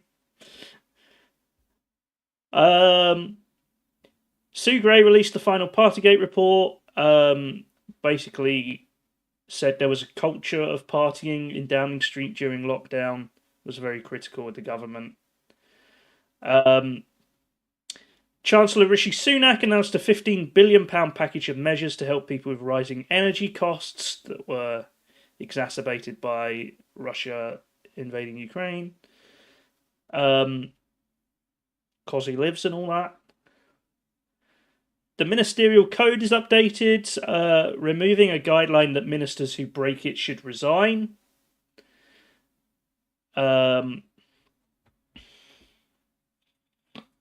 In June, a vote of confidence in Boris Johnson's leadership is called by Conservative MPs. Johnson survives the vote, but 40% of Conservative MPs vote against him. The Conservative Party rules mean another vote can't be held for 12 months. So he just about hangs on there. In late June, there were some by-elections. Labour and Liberal Democrats won a by-election each, overturning big Conservative majorities that they won in 2019. On the same day, Boris Johnson says in an interview he plans to stand and win 2 more terms as Prime Minister, which will lead to him being Prime Minister into the 2030s. I'm sure that'll happen.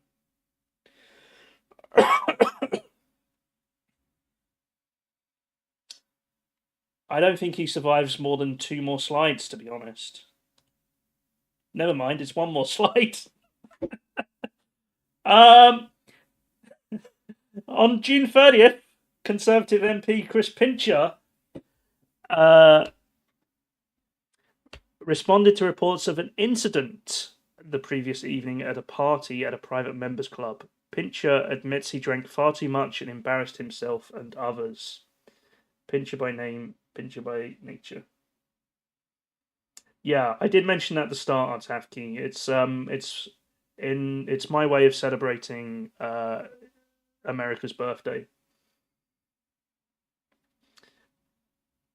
But actually, I'm using the online version of PowerPoint and I couldn't find a way to change it. And was too lazy to just get rid of the date from every slide.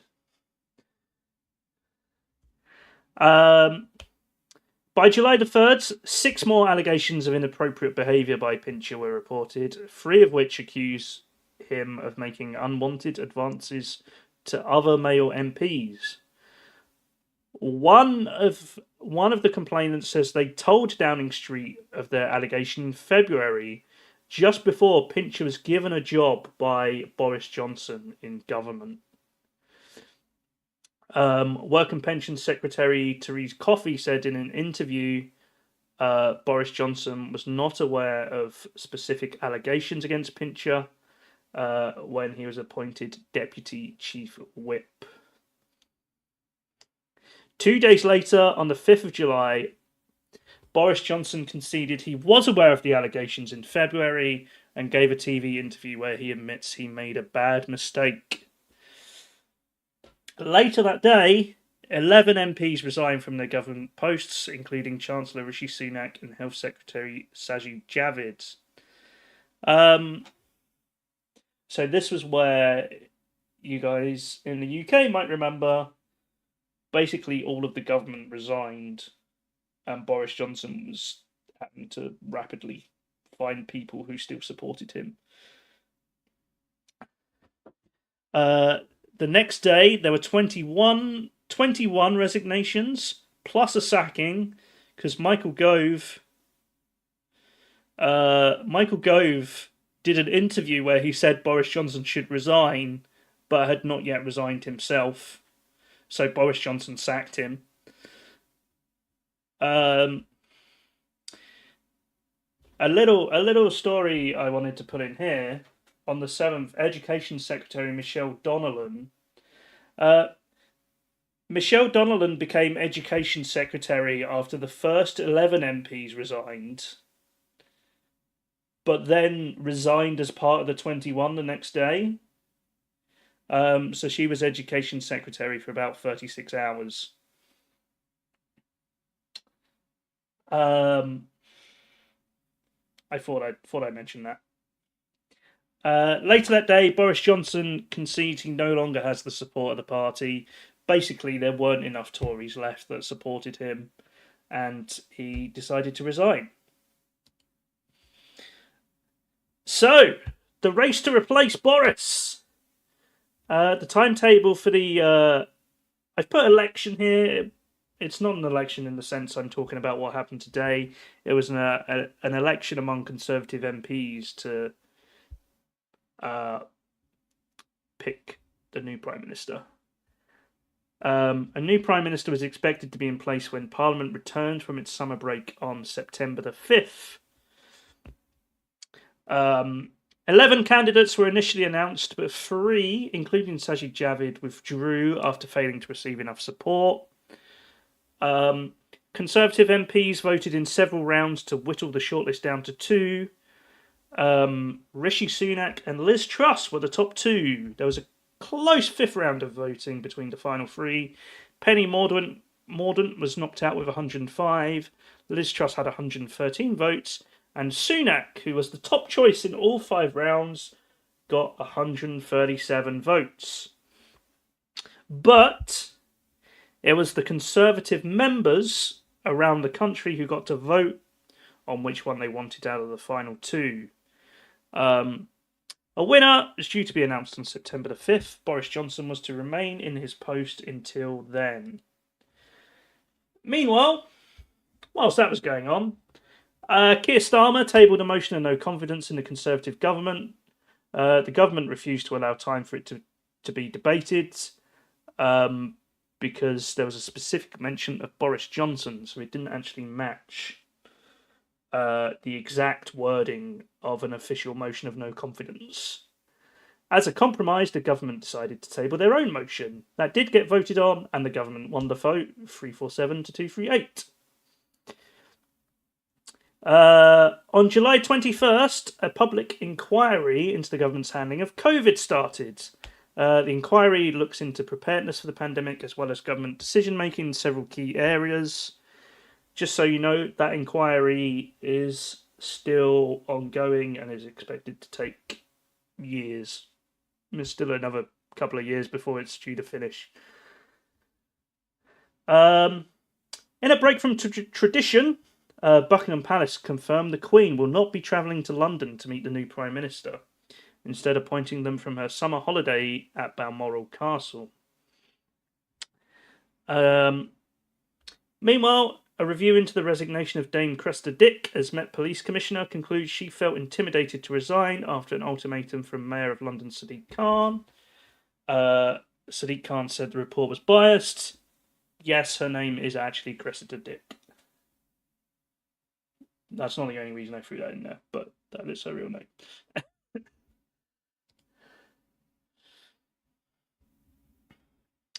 Oh, what a month this was. Liz Truss is confirmed as Prime Minister after winning 57.4% of the vote over Rishi Sunak. She is appointed by the Queen on September the 6th and begins appointing her cabinet. Kwasi Kwarteng becomes Chancellor, James Cleverly is appointed Foreign Secretary, and Suella Braverman is the new Home Secretary.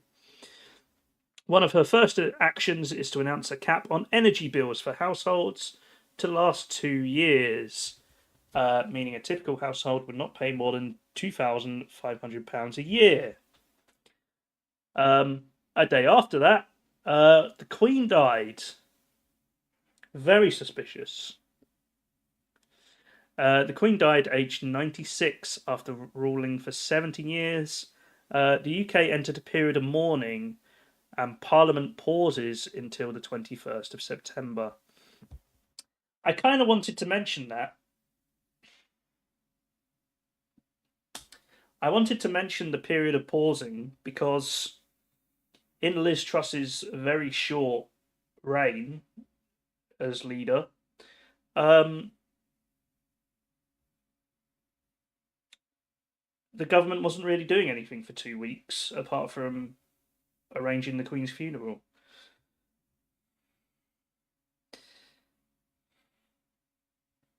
Spoilers. Oh yeah, sorry. Spoiler alert, Liz Truss probably only lasts another slide or two.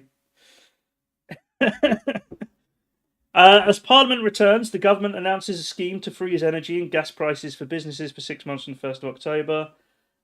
They also reverse the ban on fracking. An expected rise in national insurance contributions is cancelled. Meanwhile, the Bank of England continued to try to fight inflation. Interest rates rise by 0.5% to 2.25%. The biggest jump there has been in 27 years. Oh, she only had one more slide. On September the 23rd, Kwasi Kwarteng delivers a radical budget. The top rate of income tax is to be scrapped. The cap on bankers' bonuses is scrapped. The basic rate of income tax is reduced from 20% to 19%. A planned rise in corporation tax is scrapped. Spending increases and tax cuts lead to the value of the pound plummeting on international markets. Domestically, mortgage providers had to remove products because they were worried of a further rise in interest rates coming up. President Biden and the IMF spoke out against tax cuts for the wealthiest. Despite all the criticism, Liz Truss soldiered on. On October the 5th, she spoke at the Conservative Party conference and said the people criticising her budget were an anti-growth coalition. 9 days later, with no sign of the turmoil ending, Liz Truss sacked her Chancellor Kwasi Kwarteng and replaced him with Jeremy Hunt. She says it's now clear parts of the budget went too far too fast. Jeremy Hunt delivers a new budget on the 17th, reversing almost all the changes made by Kwarteng in his budget. By the 20th of October, Liz Truss's approval rating had dropped to 9%.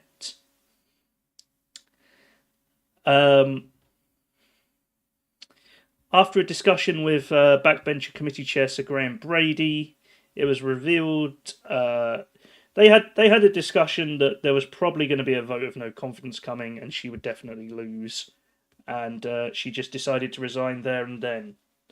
So,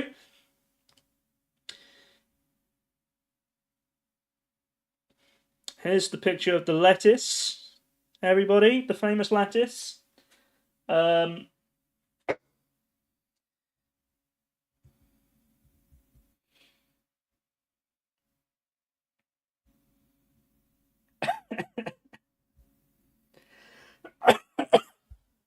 Liz Truss resigned on her 50th day in office, the shortest term ever. The media and the public all mock her. Her length of term is compared to the shelf life of a lettuce. One of the newspapers did a live stream to see whether Liz Truss would resign before the lettuce died, and it turns out she did. The previous day, Suella Braverman resigned as Home Secretary after a breach of security protocol. Penny Mordaunt and Rishi Sunak both announced plans to run for Prime Minister. Boris Johnson rules himself out. I don't know why people thought he had a chance, but someone asked him about it and he said no. After internal discussions amongst MPs, Penny Mordaunt withdrew to allow Rishi Sunak to be appointed quickly. He officially takes over on the 25th of October, 5 days after Liz Truss had resigned. Sunak takes over as Prime Minister and keeps Jeremy Hunt as Chancellor. Suella Braverman is reappointed as Home Secretary after a 6-day break. Sunak begins his term by reinstating the ban on fracking, something Liz Truss reversed. Jeremy Hunt confirms in an autumn statement he'll continue with and go a little further on reversing the disastrous mini-budget the Kwasi Kwarteng brought in. And Matt Hancock, remember him? He's suspended from the Conservative Party after he decided to leave the country to go on I'm a Celebrity, Get Me Out of Here. Parliamentary authorities decide that he broke the rules ex-ministers have to follow when asking permission to take on new jobs. We're into 2023! It's the year of Rishi. 2023 starts with the government promising a new scheme to help people with their energy bills. This will be a discount-based scheme rather than a cap on prices as previously implemented. The government also announced plans to force public sector organisations to enforce a minimum service level when their staff go on strike. The UK government used their power to block a bill going through the Scottish Parliament for the first time. The Gender Recognition Reform Bill was set to make it easier for people to change their legal gender. The Conservatives claimed it would cause complications with the UK equality laws as a whole. This picture is from a social media video of Rishi Sunak in a moving car. He was doing a little speech to camera, posted it on social media. Everyone pointed out he wasn't wearing a seatbelt, and he was reported to the police, and he got a ticket.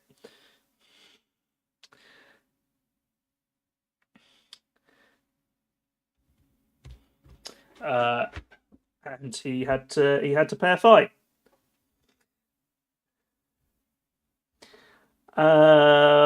Also, a review is announced into the appointment of the BBC chairman, Richard Sharp, after it merged.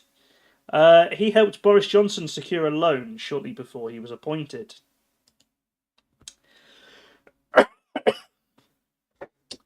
Excuse me.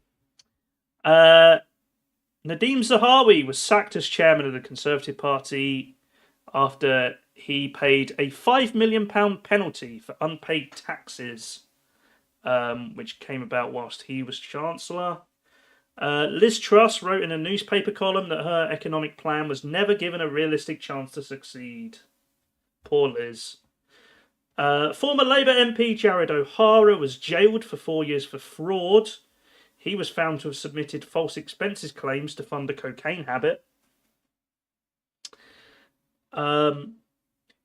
Conservative Party Deputy Chair Lee Anderson said in an interview he backs a return of capital punishment. Hang the criminals. Rishi Sunak says this is not Conservative policy. After 8 years as Scottish First Minister, Nicola Sturgeon announces she is to step down. There she is. The UK government announces a £5 billion budget surplus after tax revenue was higher than expected in January. Go them. Meanwhile, supermarkets report a shortage of fresh vegetables in February. Do you remember that? When everyone was panicking, there would be no vegetables. Environment Secretary Therese Coffey says it will last about 2 to 4 weeks.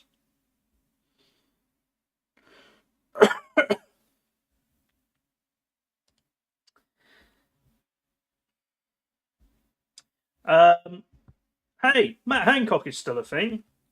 At the start of March, the Daily Telegraph start publishing WhatsApp messages from ex-Health Secretary Matt Hancock's phone from during the pandemic. What was interesting about this was that Isabel Oakeshott provided the Daily Telegraph with messages with Matt Hancock's WhatsApp messages. Matt Hancock gave his WhatsApp messages to Isabel Oakeshott so she could help him write a book about his time as health secretary during the pandemic. She was like, "These are so shocking, I'm going to give them to the press."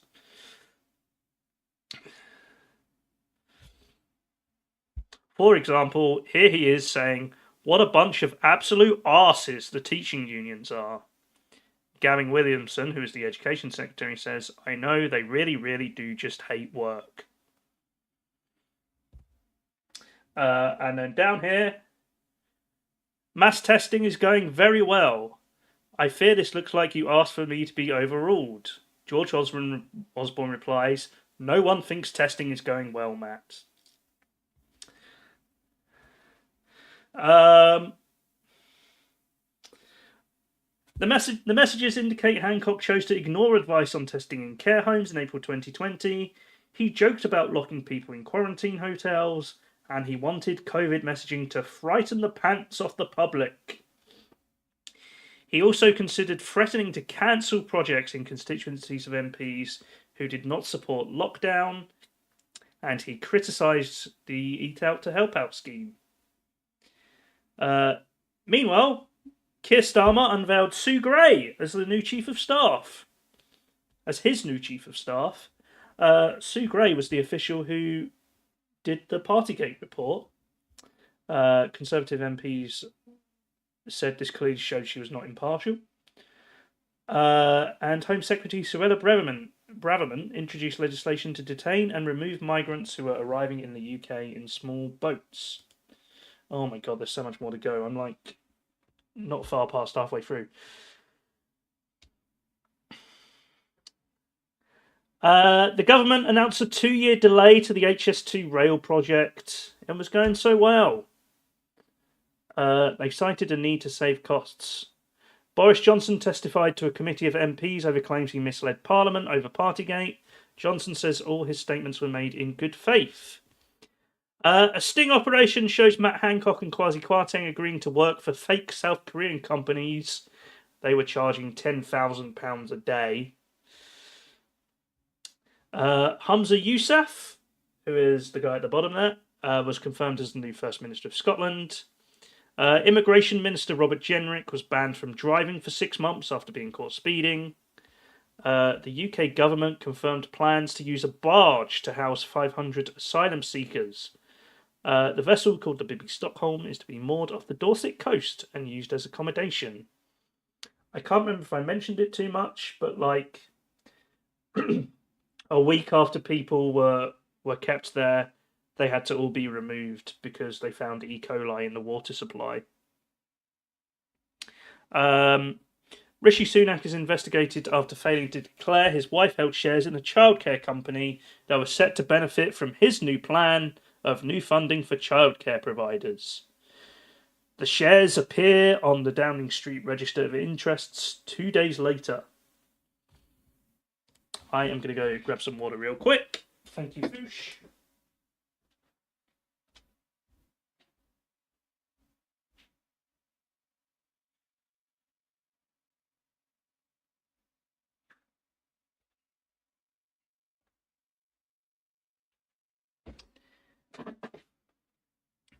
I'm going to try and speed through it a bit so we can catch up after we hear from AI Joey.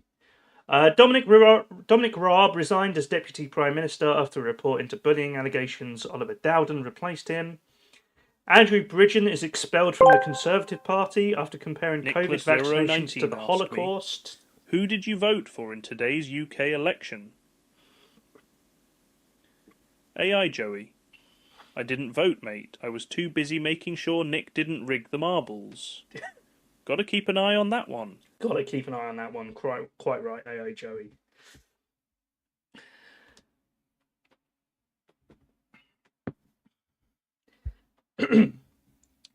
All right, Suella Braverman's illegal migration bill passes a House of Commons vote.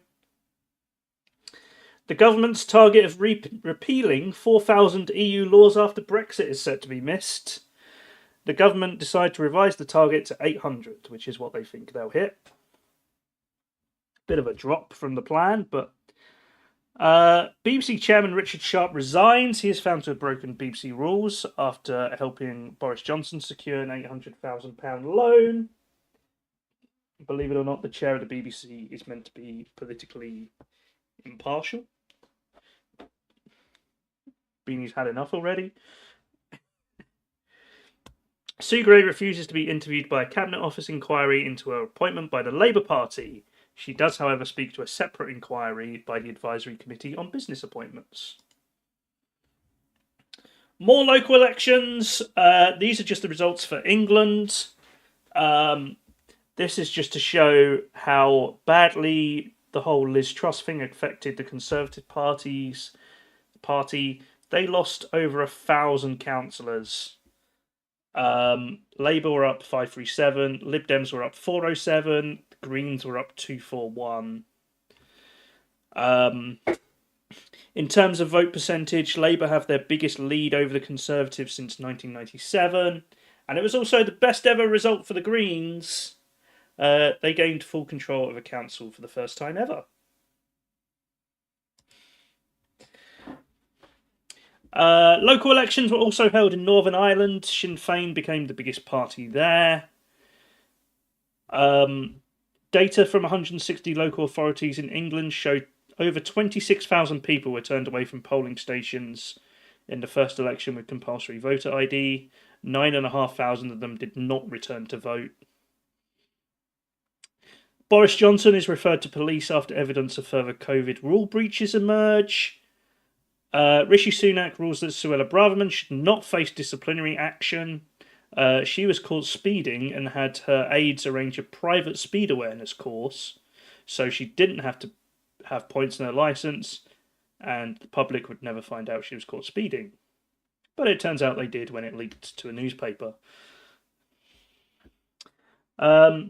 The UK government launches legal action to prevent them having to supply the COVID inquiry Boris Johnson's unredacted WhatsApps from the pandemic. A day later, Boris Johnson says he supports the inquiry and gave them the messages himself. Shortly after, Boris Johnson resigned as an MP with immediate effect. Less than a week later, he is found to have misled Parliament over his statements surrounding Partygate. Had he not resigned, the committee were recommending he be suspended from Parliament for 90 days. Nadine Dorries and Nigel Evans also stand down in support of him, forcing 3 by-elections at a time of low approval ratings for the government. Although, as Phil says, Nadine Dorries said she would resign and then actually didn't. It took her a little while to actually resign. Hello, Owain. How are you? Hope you're doing well. The Partygate scandal continues as BBC News reports it has seen an invite to a jingle and mingle party. This is the party held by Sean Bailey, who is candidate for London Mayor.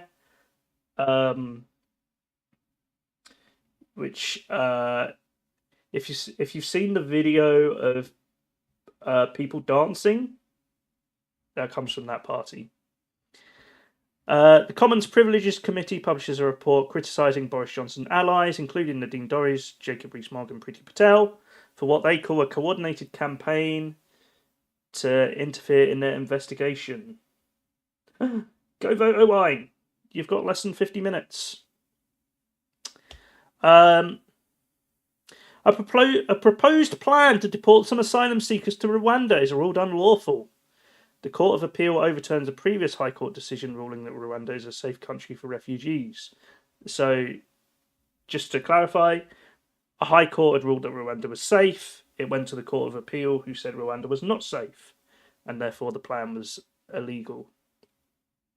On June the 30th, Sue Gray is cleared to work for the Labour Party starting in September. A few days later, the Cabinet Office, which is run by Conservatives, just to clarify, said Sue Gray broke rules by failing to declare she was in talks with Labour. Labour say this finding was politically motivated. Oops. Spoilers.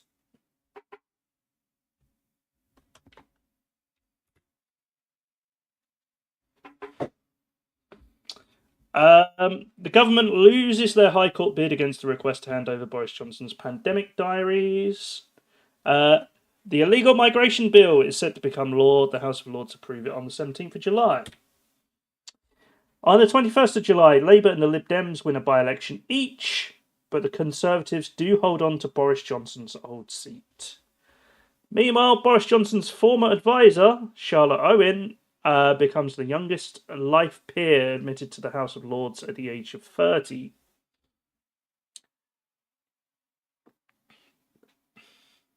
I don't have time to discuss all the rumours surrounding her parentage, but feel free to Google Boris Johnson, Charlotte Owen if you want to have a look at that. In September, some schools do not reopen after the summer break. Defective concrete is discovered around the country in many public buildings, but mostly schools. Chris Pincher, remember him, received an 8-week suspension. After it was concluded he groped a colleague, he resigned as an MP instead of facing a suspension.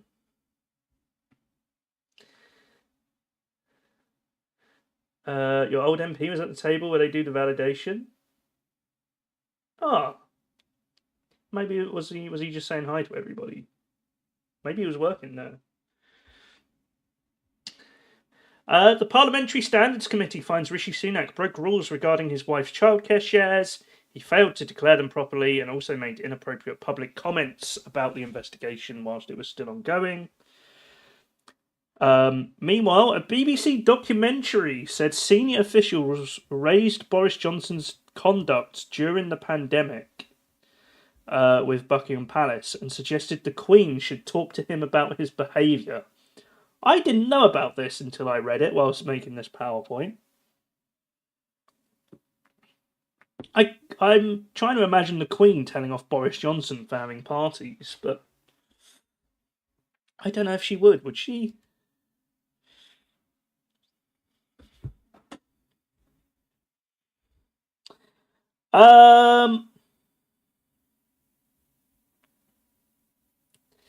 The government is criticised for paying Boris Johnson's legal fees during the Partygate investigation. He hired some very expensive lawyers, by the way. Jeremy Hunt says it would be virtually impossible to introduce tax cuts until the economy improves. Oh no.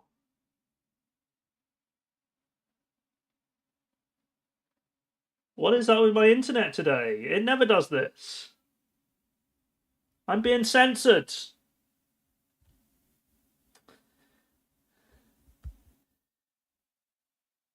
You might need to do a refresh, by the way. Do a refresh if you haven't, so you can catch up.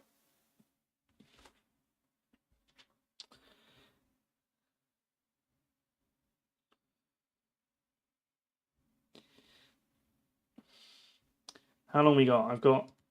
Oops. 30 more slides to go. We've got to do a slide a minute, chat.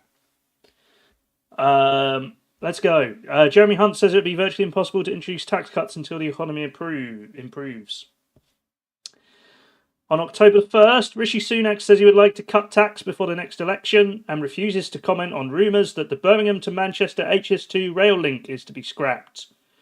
3 days later, Rishi Sunak announces the Birmingham to Manchester HS2 rail link is to be scrapped, freeing up £36 billion to spend on other infrastructure projects. The London to Birmingham part does go ahead, but with modifications. Boris Johnson's ex-wife, Marina Wheeler, is appointed as a Labour Party advisor on harassment of women in the workplace. It's funny that Wales had to pay for that as well. Yes, Commander mentioned that earlier, Owain. It was classed as a an England and Wales project, even though it was just in England. Rishi Sunak pledges support for Israel on the 9th of October as the Israel-Hamas conflict begins. The COVID inquiry publishes WhatsApp messages that show Cabinet Office Secretary Simon Case raised concerns about the influence of Boris Johnson's wife, Carrie Symonds. Here he says, don't worry about Dom, the real person in charge is Carrie. On the 13th of October, police issued 24 fines related to the December 2020 party at Conservative HQ for Sean Bailey and his team. Alright, Owain, catch you later. Conservative MP Peter Bone is suspended from Parliament for 6 weeks after bullying allegations are upheld. What we really needed was a Conservative MP bullying allegation counter.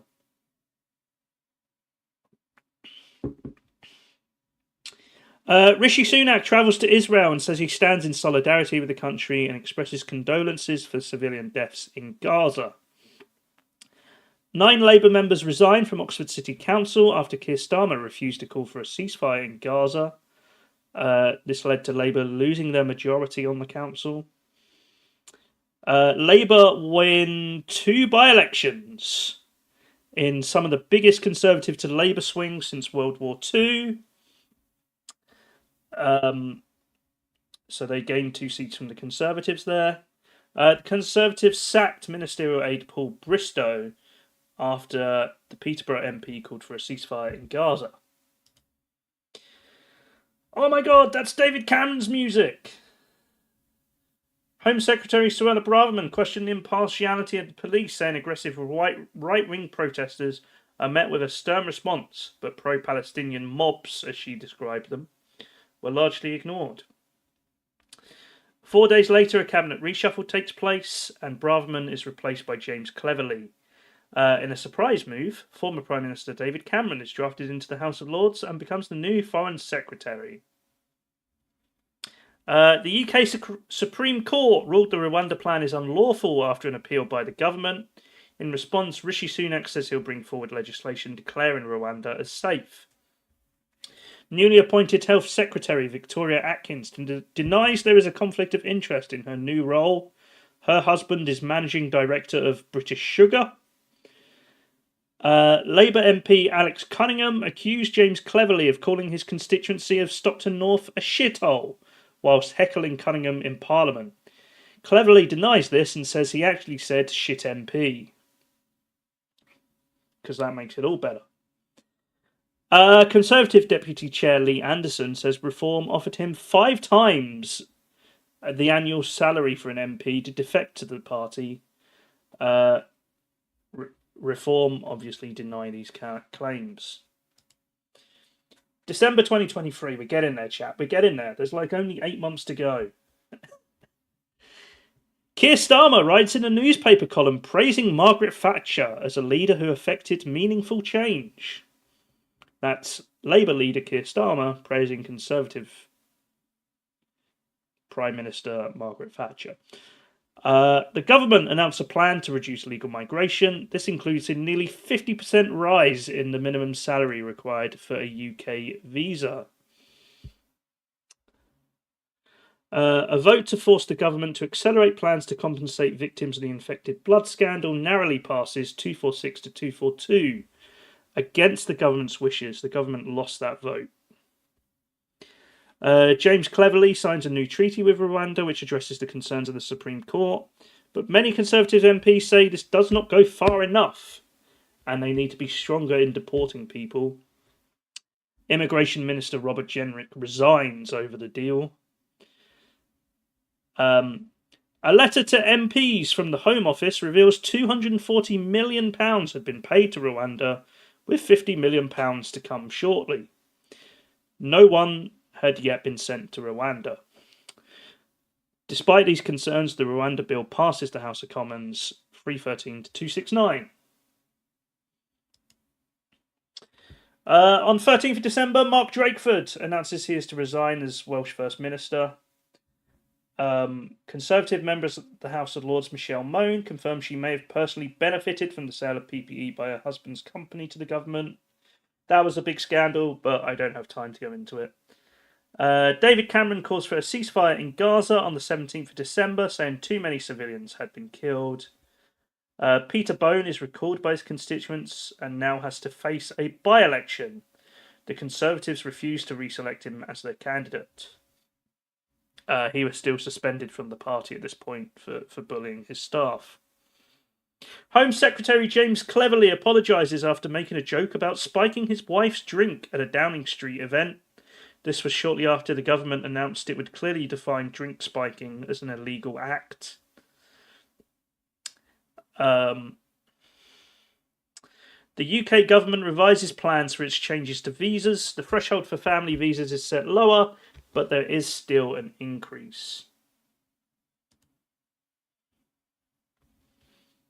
It's true. Peter Bone's partner, in fact, was the Conservative candidate in the by-election. 2024! Michelle Moan's husband says they've been made scapegoats for the government's incompetence in failing to procure PPE during the pandemic. The Home Office say they have fulfilled a pledge to clear the backlog of 92,000 asylum cases lodged since July 2022. Later that day, it emerges they haven't, and there are in fact still 4,000 cases to deal with. An ITV series airs on the Horizon software used by the Post Office. This is the Post Office scandal I briefly mentioned earlier. The series covers the stories of hundreds of sub-postmasters who are wrongly convicted and in many cases imprisoned for fraud, theft and false accounting due to bugs in the software. Rishi Sunak announces he is planning for an election in the second half of the year. The BBC reports they have seen government papers that suggested Rishi Sunak wanted to scale back Rwanda plans when he was Chancellor. Sunak describes the Post Office scandal as an appalling miscarriage of justice and says the government are working on plans to clear those who are wrongly convicted. It is a horrific scandal. If you're in the UK, I recommend watching the ITV series if you want to learn more about it. A few days later, the government bring forward legislation to reverse the convictions of around 700 sub-postmasters. Liberal Democrat leader Ed Davey was Post Office Minister for a time during the scandal and comes under pressure to return his knighthood.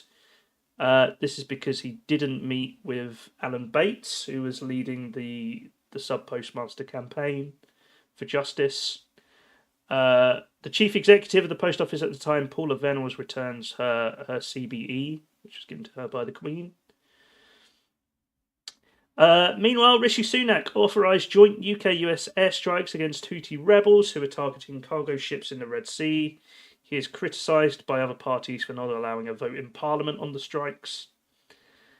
Documents show former Labour Prime Minister Tony Blair was made aware of concerns about the Post Office software before it was rolled out. He received assurances from other people in government and gave the green light for it to go ahead. Lee Anderson and Brendan Clark-Smith resign as deputy chairman of the Conservative Party. This is because they want to vote against the Rwanda bill because they think it's not strong enough in deporting people. Meanwhile, the government announced all British citizens living overseas will be able to register to vote in general elections. Previously, that registration lapsed after they'd spent 15 years abroad. This, I think, increased the number of people eligible to vote by 7 figures, I think. I might be wrong on that. I don't know the exact number. The Rwanda bill passes its final vote in the House of Commons and heads to the House of Lords for approval. The House of Lords votes to amend the bill, delaying any deportations until Rwanda improves its asylum process. Meanwhile, the UK walks away from trade negotiations with Canada after disagreements over access to the Canadian cheese market for UK producers. I don't know anything about... Well, I did know we didn't get a trade deal with Canada. I did not know it fell apart purely because of cheese. Business Secretary Kemi Badenoch asks Post Office Chair Henry Staunton to stand down after 13 months in the role. There's more on that on the next slide. On 3rd of February, the DUP end a 2-year boycott of the Northern Ireland Executive over how Brexit affects Northern Ireland. A power sharing agreement is reached, meaning the Northern Ireland Assembly can sit for the first time since it held an election in February 2022. Sinn Féin's Michelle O'Neill becomes First Minister. And Rishi Sunak is criticised for accepting a £1,000 charity bet during an interview with Piers Morgan, who bets that no Rwanda flights will take off before the next election. Spoiler alert, no flights did take off. Rishi Sunak did not pay the bet. Azhar Ali, Labour's candidate in the Rochdale by-election, is suspended by the party after he made comments that Israel allowed the October 7th attacks by Hamas to happen so they could justify a war in Gaza. Labour initially condemned his comments and a day later withdrew support for Ali. However, it is too late to stand a new candidate in his place. And they basically said, don't vote for our candidate, we don't support him. Labour do win 2 seats from the Conservatives that week, however, after by-elections in Wellingborough and Kingswood. Wellingborough was Peter Bone's seat. His partner stood as the Conservative candidate after the Conservatives would not pick him, but he lost. She lost anyway. Henry Staunton tells a newspaper that Kemi Badenoch told him someone has to take the blame for the post office scandal when he was told to stand down. Badenoch says their conversation had been misrepresented. Badenoch denies claims by Staunton that he was told to delay compensation payments to the wrongly convicted sub-postmasters. It is reported that the Conservative government was made aware in 2016 that the Post Office had stopped investigating potential bugs in their Horizon software, but carried on with prosecutions. How are we doing? We're nearly there, chat. I think we might do it. We're on to 60. A debate about calls for a ceasefire in Gaza descended into chaos on 21st of February. Speaker Lindsay Hoyle broke with convention by allowing a vote on a Labour amendment on a motion submitted by the SNP. Hoyle faces calls to resign, but he apologises and stays in his role after discussion with all parties. The UK agreed to deal with the European Border and Coast Guard Agency to try and prevent small boats crossing the English Channel.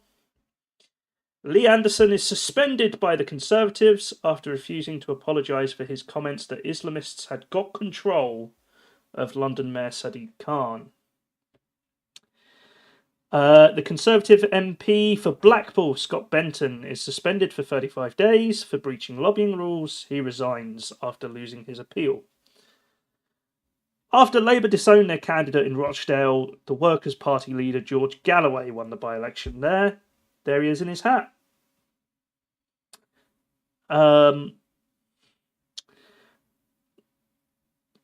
The National Audit Office produced figures showing the UK would pay Rwanda £350 million in total to accept asylum seekers, plus an additional £150,000 for every person sent there.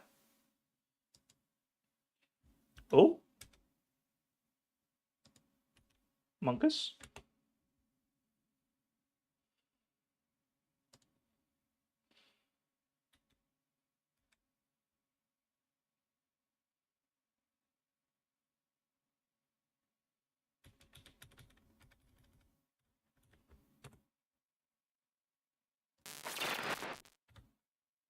I'm being censored by the government.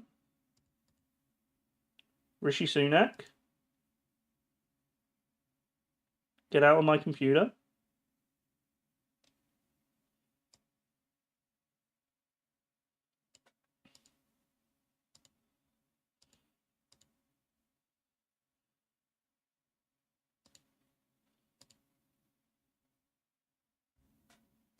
Okay, we're back.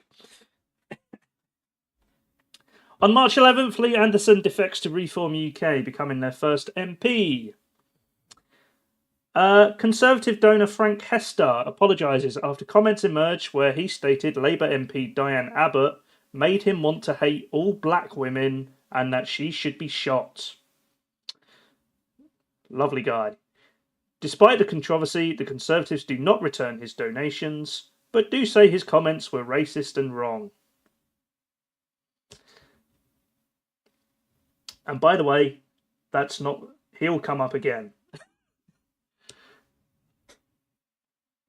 The Rwanda bill still being debated by Parliament. The government announced plans to pay failed asylum seekers £3,000 if they agree to go to Rwanda voluntarily.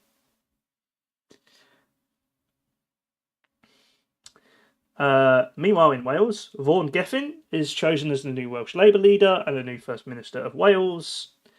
Parliament continue to debate the Rwanda bill. The House of Lords overturn amendments only for the House of Commons to reinstate them and send them back to the Lords for more debate. Chancellor Jeremy Hunt hints that the election may take place in October. Spoiler alert, it did not. A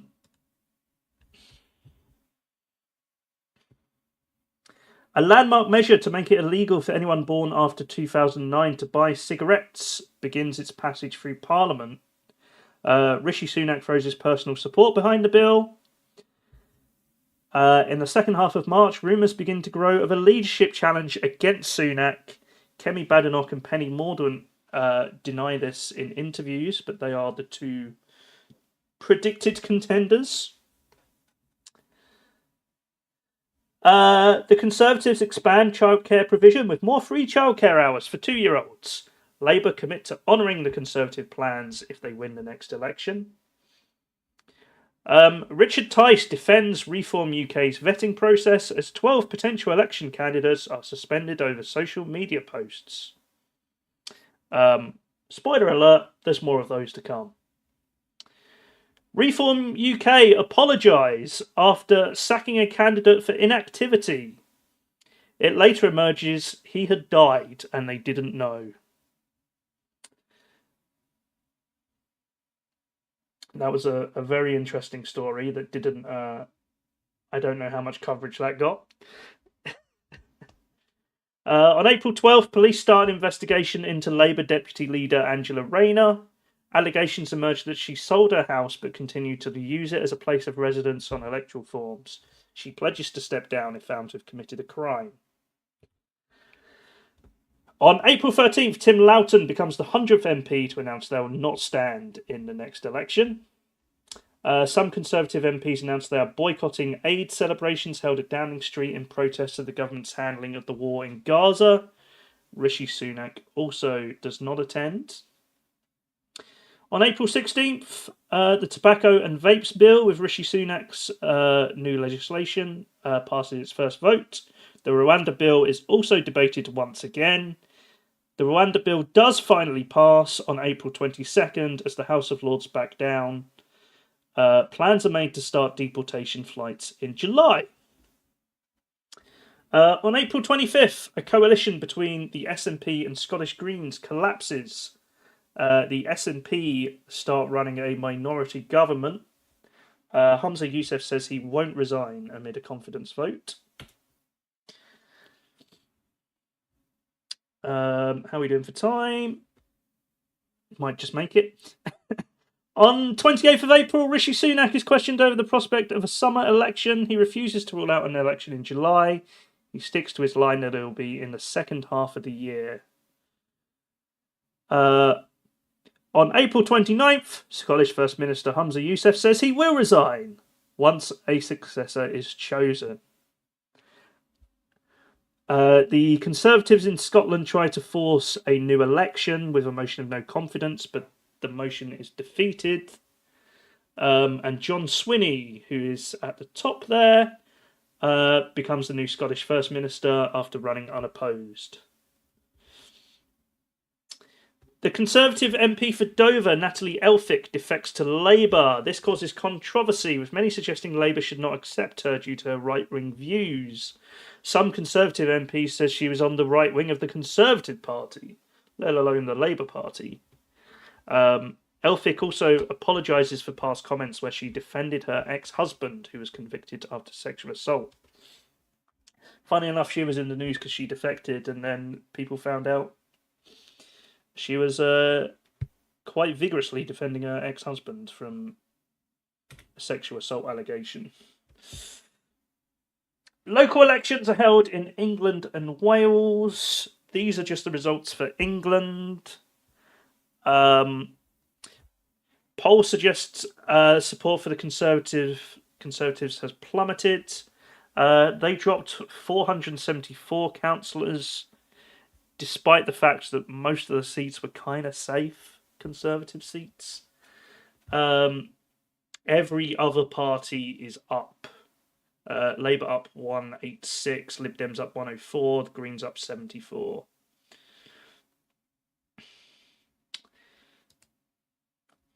In mayoral elections, Sadiq Khan wins a third term as London Mayor, as does Andy Burnham in Greater Manchester.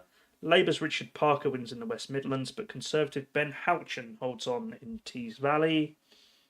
The Green Party's Sian Berry resigns her seat in the London Assembly 3 days after winning it, as she decides she wants to try and become an MP. Foreign Secretary David Cameron refuses to support a ban on arms sales to Israel, saying it would only strengthen Hamas. The House of Commons approves plans to suspend MPs from Parliament if they are arrested on suspicion of serious crimes. Leaked text messages indicate Conservatives are unhappy with the change. Because they love committing serious crimes, I assume. And the High Court rules government plans to expand police powers regarding protests are unlawful. And here we go! It's election time! Sound the election siren! On May 22nd, in the pouring rain outside 10 Downing Street, Rishi Sunak announced he has called a general election for July the 4th. Many pundits suggested it's a big gamble, with the Conservatives not looking great in the polls. So I've got like 15 minutes to cover the last 6 weeks. Sunak confirms no asylum seekers will be deported to Rwanda before the election. He refuses to honour his bet with Piers Morgan. Nigel Farage, the founder of Reform UK, says he will not be standing in the election, instead choosing to campaign for Donald Trump in the US election. Parliament wraps up its business before the election. Legislation exonerating sub-postmasters and making abducting pets a criminal offence is rushed through, but Rishi Sunak's tobacco and vapes bill is scrapped. Greater Manchester Police confirm Angela Rayner faces no action on allegations of electoral law breaches. Welsh First Minister Vaughan Gething faced a vote of no confidence following controversies regarding donations to his leadership campaign. After some debate, Diane Abbott is allowed to stand as a Labour candidate after previously being denied by Keir Starmer. I wanted to go in a bit more detail on that, but I don't have time. I'm sorry. Nigel Farage changes his mind and is announced as the Reform candidate for Clacton. He also takes over as leader of the party. The next day, he had a milkshake thrown over him whilst out in Clacton. The UK government delays the start date for Rwanda flights to 24th of July. The first TV debate between Keir Starmer and Rishi Sunak takes place. It's dominated by a debate on taxes. Sunak says Labour will see the average household pay £2,000 more in taxes, according to the civil service. A letter from the civil service emerges saying these figures should not be presented as produced by the civil service. Keir Starmer says they are based on Conservative assumptions on what Labour's policies are. Vaughan Gething loses a motion of no confidence 29 to 27, but it is non-binding and he refuses to resign. The Office for Statistics Regulation criticises Sunak's tax claims, saying the public would not be aware the figures are actually for a 4-year period. It is revealed the Conservative Party accepted a further donation from Frank Hester after his comments on Diane Abbott came to light, and there was the controversy about those. On June 7th, Rishi Sunak left a D-Day memorial in France early to record a TV interview on the election. In the interview, Sunak is asked about sacrifices his family made when he was younger. He mentions going without Sky TV. Poor guy. The list of candidates is published on the 10th of June. There is a record high 4,500 candidates for the 650 constituencies. Reform candidate Ian Gribben apologises after social media comments emerge where he said the UK should have accepted Hitler's offer of neutrality in World War II. Conservative candidate Craig Williams, who served as Rishi Sunak's private secretary, is investigated by the Gambling Commission for placing a bet on the date of the election in the days before it was announced. Police say they are aware of YouTuber Nico Omilana, who has registered as a candidate in 11 constituencies. This would be a breach of electoral law because, believe it or not, you're only allowed to stand in one. I don't think anything has actually happened. I think they're just like, he's not going to win, let's leave it. A Welsh Conservative Senate member, Senedd? Am I saying that right? Probably not. Is suspended after text messages appear to show her asking her staff to fake trips to increase her fuel expense claims. Rishi Sunak announces that Boris Johnson will endorse candidates by writing letters and recording videos and possibly head out campaigning. A journalist reports that one candidate says the Conservative Party had nothing to do with Boris Johnson supporting him. A day later, newspaper reports suggest Boris Johnson has changed his mind and is going on holiday instead of campaigning. Very based. The Gambling Commission investigation widens to include a police officer part of Sunak's protection team, a second candidate, and her husband, who is the Conservative campaign director. Reform are hit by a string of candidates with questionable social media comments. Nigel Farage says the party paid £144,000 to a company run by a Conservative donor to vet their candidates, and the vetting work was not carried out. The company claimed they were caught out by the snap election and repaid the money. I think they said they offered the work based on an October election. Rishi Sunak says he is very angry about the betting scandal and pledges to kick from the party anyone found to have broken the law. As it stands, though, he has not yet suspended the candidates. Scottish Parliament launches an investigation into the SNP, who are using expenses to buy stamps to send campaign material to voters. Reform leader Nigel Farage tells the BBC the Ukraine war was Putin's fault, but expansion by NATO and the EU have precipitated it. BBC News publishes a list of 8 Reform candidates who have previously made offensive comments on social media about women. On 23rd of June, it is reported Conservative Chief Data Officer Nick Mason is the 4th person under investigation for making bets on the election date. It is also reported that many more people are now under investigation after the Gambling Commission requested details of everyone who had bet £20 or more on a July election in the days leading up to the announcement. Tory candidate and aide to the Home Secretary James Sunderland is recorded describing the Rwanda plan as crap. On the 25th of June, the Conservatives withdraw support from the 2 candidates under investigation by the Gambling Commission. Welsh Senedd Conservative Russell George and 5 police officers are confirmed to also be investigated. The BBC reports Alistair Jack, who is a Scottish Conservative, claimed to have won £2,100 betting on the election. He says he was joking. Labour candidate Kevin Craig is suspended after the Gambling Commission reports he bet on himself to lose. Lib Dems leader Ed Davey admits he bet on the 2010 election.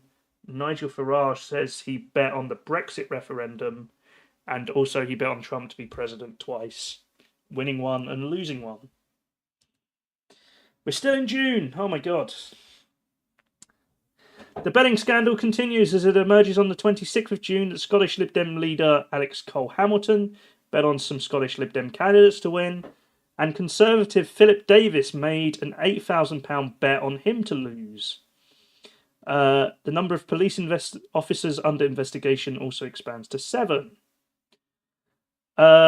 Reform campaigners in Clacton, where Nigel Farage is standing, are secretly filmed by Channel 4 using racist, homophobic and Islamophobic language, including a racial slur against Rishi Sunak. The party say they will no longer be involved in the campaign. Police start an investigation into the comments, which I think was announced yesterday was not going anywhere. Reform candidate Mark Rofe is reported to police for claiming his Liberal Democrat rival loved the IRA. Couldn't find any more information about that or any more context, but thought I'd throw that in.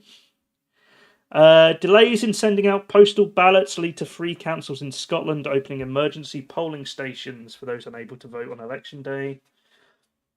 Reform drops support for 3 candidates over offensive comments, but it's too late to replace them. The party says vote for them anyway if you want to show support for Reform. The final week. We're nearly there, chat. Nigel Farage claims the Reform volunteer recorded making racist slurs against Rishi Sunak was a paid actor. It turns out he was an actor as a job, but was not acting when he was making racist slurs. You know, he's just a racist actor. The Reform candidate for Erewash, Liam Booth Isherwood, disowned the party and endorsed his Conservative opponents, citing the widespread reports of racism and sexism. Rishi Sunak says in an interview, Putin would be watching on, wishing for a Labour win. Keir Starmer says he's desperate. A second Reform candidate endorses their Conservative rival. Council staff in Essex hand deliver postal ballots 2 days before the election because of delays in printing. An investigation finds former Conservative Minister Owen Paterson worked as a lobbyist without being registered. And with less than 24 hours to go, Conservative Mel Stride admits that a Labour landslide is likely. And chat, that is everything that has happened in UK politics since the last election. Whew. Let me grab some water and we can round that off. Hold on.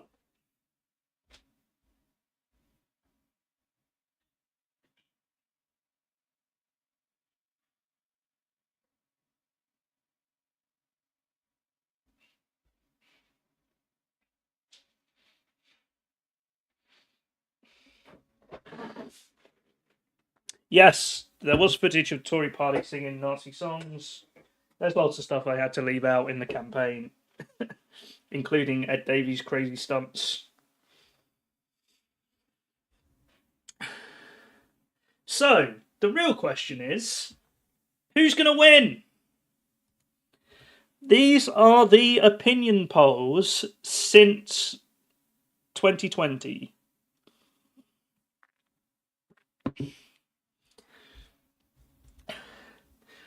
So, the Conservatives are blue. They started pretty high. They got a bit higher because everyone thought they were doing a good job in the pandemic. And about here was where the parties were revealed.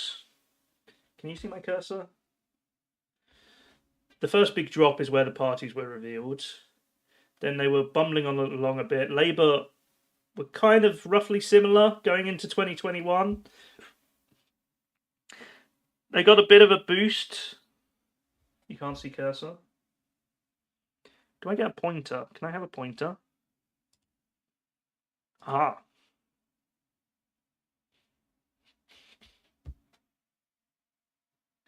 So around here,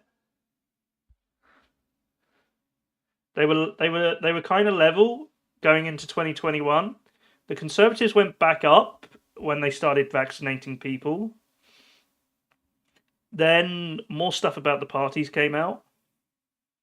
They started dropping, and then they dropped even further because it came out that Boris Johnson lied. So they're falling below Labour. This big drop here and the big red line up is Liz Truss. Completely responsible. Actually, I think it's in 2 stages. There's Boris Johnson resigning and Liz Truss.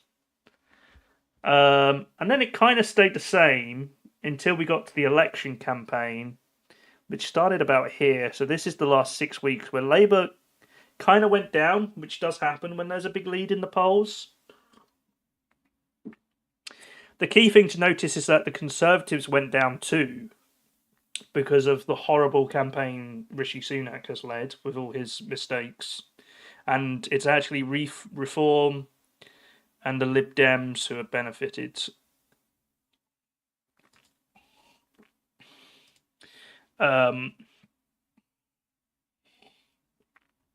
This is the last year. So you can see not actually that much has changed over the last year, except in the election campaign, which is this bit here.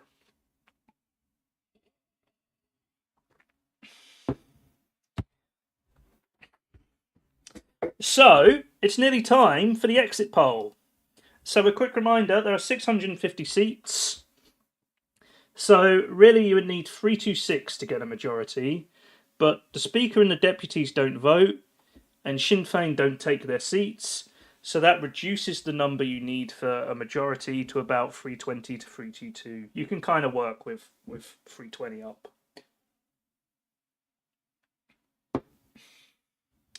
I was going to go into a bit more about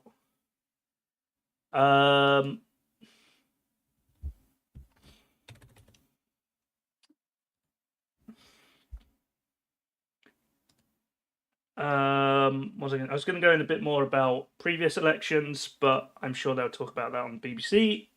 So let's just watch this. Is this live?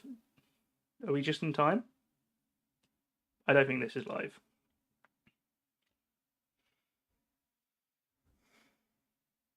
There's no sound.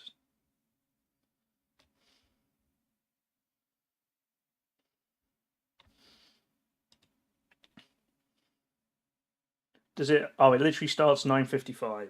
Perfect. Okay. So I will say what Star on TV right now. Thank you, Barry. I finished it early. So what we're going to get is the exit poll, right? So these are not actual results. They are an estimate.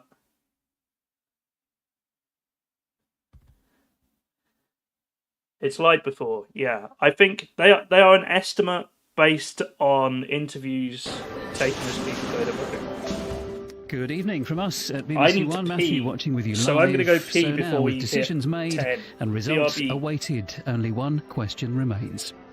How long are you staying up for?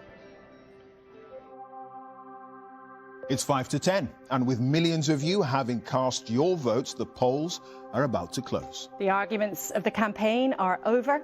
The counting is about to start. So, let election night begin.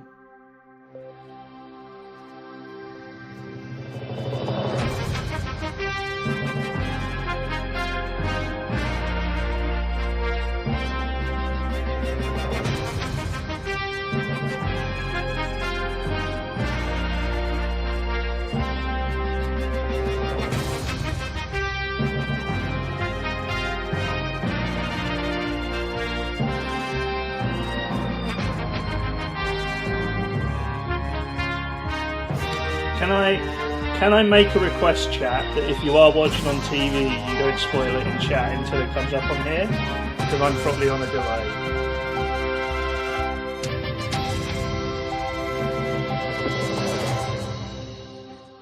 A very good evening to you. Welcome to our election night studio, your destination for unrivaled coverage over the next 10 hours as we discover whom you've chosen now that the exit to walk votes through are that about to famous announce, door in who Downing. do you think is going to win? Last time round, according to Boris these Johnson indications? was Prime Minister. The UK Jeremy election. Corbyn led the Labour Party. Oi, Nick. We were still in the I European reckon the Union, Marbles have a and better no chance one of had predicting heard the of UK election coronavirus. than exit votes. Today, of course, the political landscape I is bet very even different, Shale and the Joe leaders of all the could do a main better parties job at have predicting the winner. changed. But Sir who Keir knows? Starmer cast his vote Maybe this time morning. it'll surprise Only us all. 4 Labour leaders have ever been elected Prime Minister. Has he done enough to seal the deal with the British people? And can he lead Labour to its first victory in nearly 20 years? Rishi Sunak is the 5th Tory Prime Minister in quick succession. He surprised the country with a snap election and has been fighting hard to hang on to power after Here we the go, Tories' chat. Is everybody 14 excited? years in charge. But can he cross Jeremy Vine's winning line outside number 10? every paving stone a parliamentary seat. You remember 2019 when Boris Johnson won all Jeremy these Vine seats loves his and paved graphics. a path to the door of number 10. 49 seconds this time, behind. Oh no. can Labour turn the blue seats red and send Keir Starmer through that historic black door, or will the Conservatives hold them off? This is the engine room of our election coverage. Where That clock says 17:06. It's not live. Election centres right across the UK with an army of reporters. Fiona Bruce and Victoria Derbyshire are with the Labour and Tory Scammed. leaders. It's and rigged. The race to deliver the first result is always fiercely contested. So we have our earliest risers on the hunt for the early declarers. Hello, I'm in Blythe, where a recount in 2019 stopped them winning. But this time, this team is even more determined than ever. Do we think we can beat Sunderland this time? Well, let's just see, shall we? Sunderland has won this race many, many times, and they're not giving up without a fight. Here in London's Broadcasting House, our teams are poised, ready to gather and then verify every single result as they begin to come in. And of course, at the heart of it is Professor Sir John Curtice, who's been hard at I'm work not sure already he all does day actually want to. with the exit poll team. All votes are In just hand a few counted. moments, Yes, we Rachel. can legally reveal the results of all of those calculations. That exit poll will indicate who will be heading here. So the Commons and Rita Chakrabarti will be checking all the numbers. We're feeding all that data into the giant Virus screen really now, and in comes a fake few news. moments' time, I'll be able to tell you which seats are most likely to be changing hands. If neither Keir Starmer nor Rishi Sunak win the magic 326 seats, could one of the smaller parties back them up? Ed Davey's Liberal Democrats would love to become the third biggest party once again. Nigel Farage is back in frontline politics with Reform Why did they UK. record him eating an And ice cream? Kirsty Wark is watching the battle in Scotland. I'm here in Glasgow, where we're expecting a night of high drama, with politicians using the results in Scotland to argue for or against independence. I'll be joined by the country's senior politicians, advisers and commentators to react to the big stories right through the night. Ready for an avalanche of information and reaction, our political editor, Chris Mason, is Biden, with us yeah. here in the studio. I think that's the only thing he wants to copy So Biden on. we're seconds away from 10 o'clock and the exit poll, a first indication of how the night might unfold. More than 20,000 people. Here we go, take part chat. It's nearly on behalf of time. The BBC, ITV I'm News scared. and Sky in this first July election since 1945. 326 seats I needed to win. So here we go.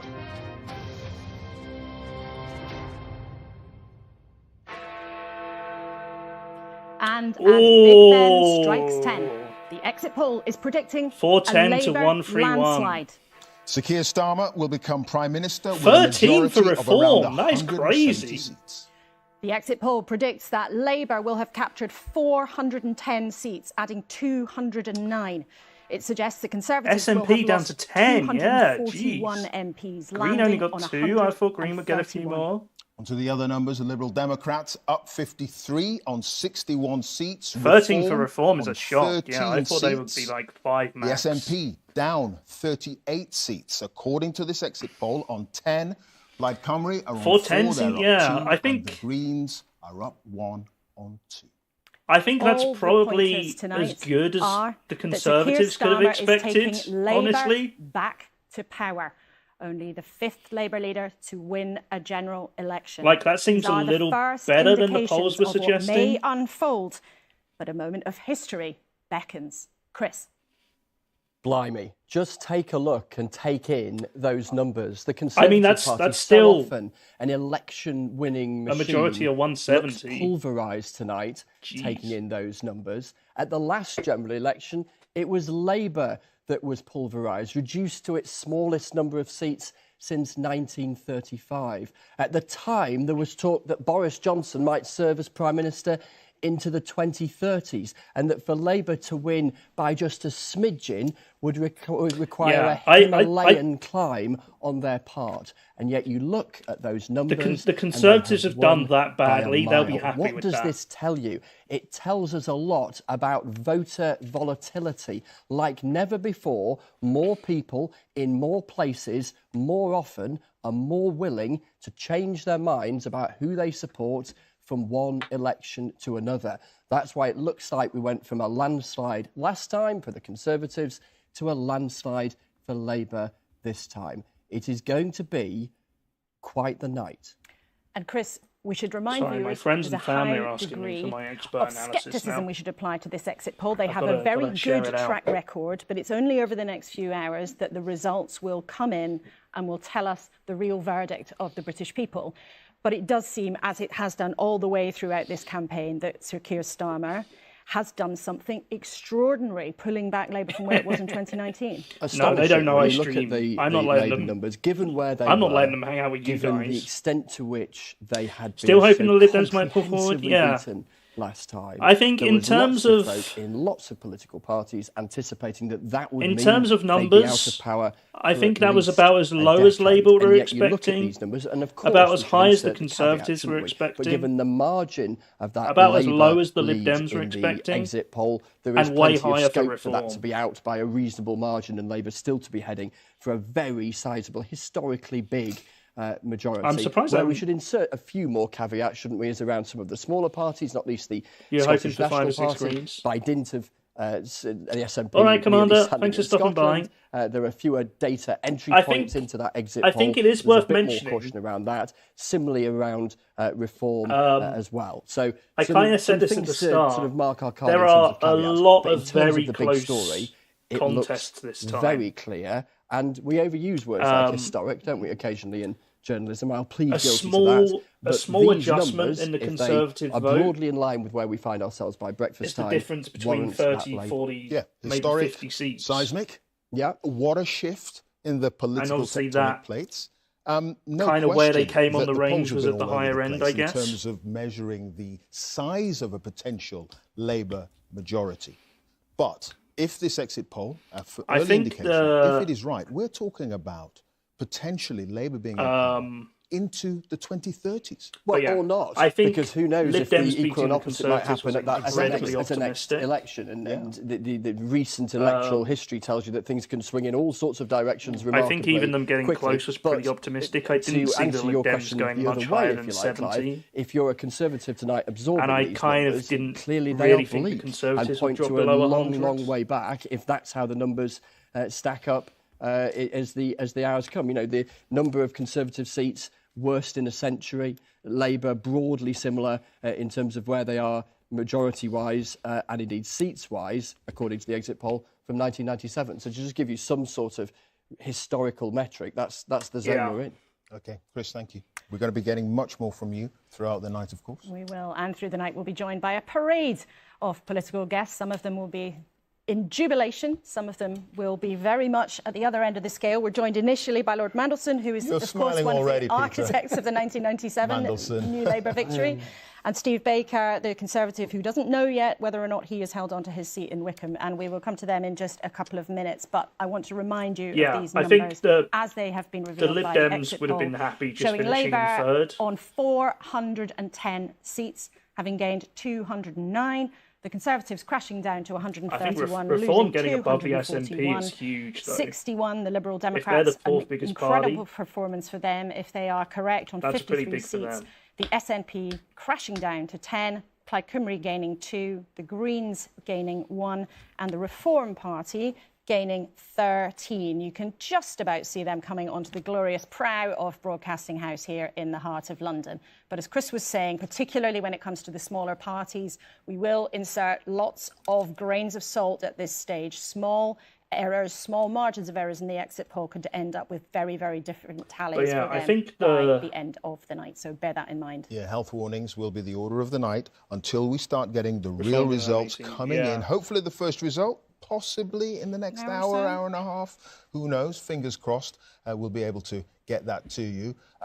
Of course, if you're going to have a majority to Labour, according to the exit poll of 170, then that means a number of Labour gains, quite clearly. Right around the country, we're going to have a look at some of those that our psephologists suggest could be changing hands to Labour with a 95% level of certainty. Swindon South, Darlington, Rutherglen from the SNP. We already had the exit poll suggest the situation in Scotland there. Wrexham, Conservative, now potentially gone, according to our exit poll. Leon Atherton, Middlesbrough, Swindon, North as well. And it's going to be very, very interesting. Yeah, Labour are making huge let's go gains straight in to one of the people Scotland who looks like by the is looks heading of for it. government. Angela Rayner is with us tonight from Ashton-under-Lyne. Thanks very much indeed for Sent me a joining snip, us. yeah. Do Snip's you got 10 believe seats. these numbers, Angela Rayner? Well, the numbers are encouraging, but of course the exit poll is a poll, so we haven't had any results yet. I think Keir Starmer has done a tremendous job of transforming the Labour Party and putting forward a programme for government that I'm hopeful that people have got behind.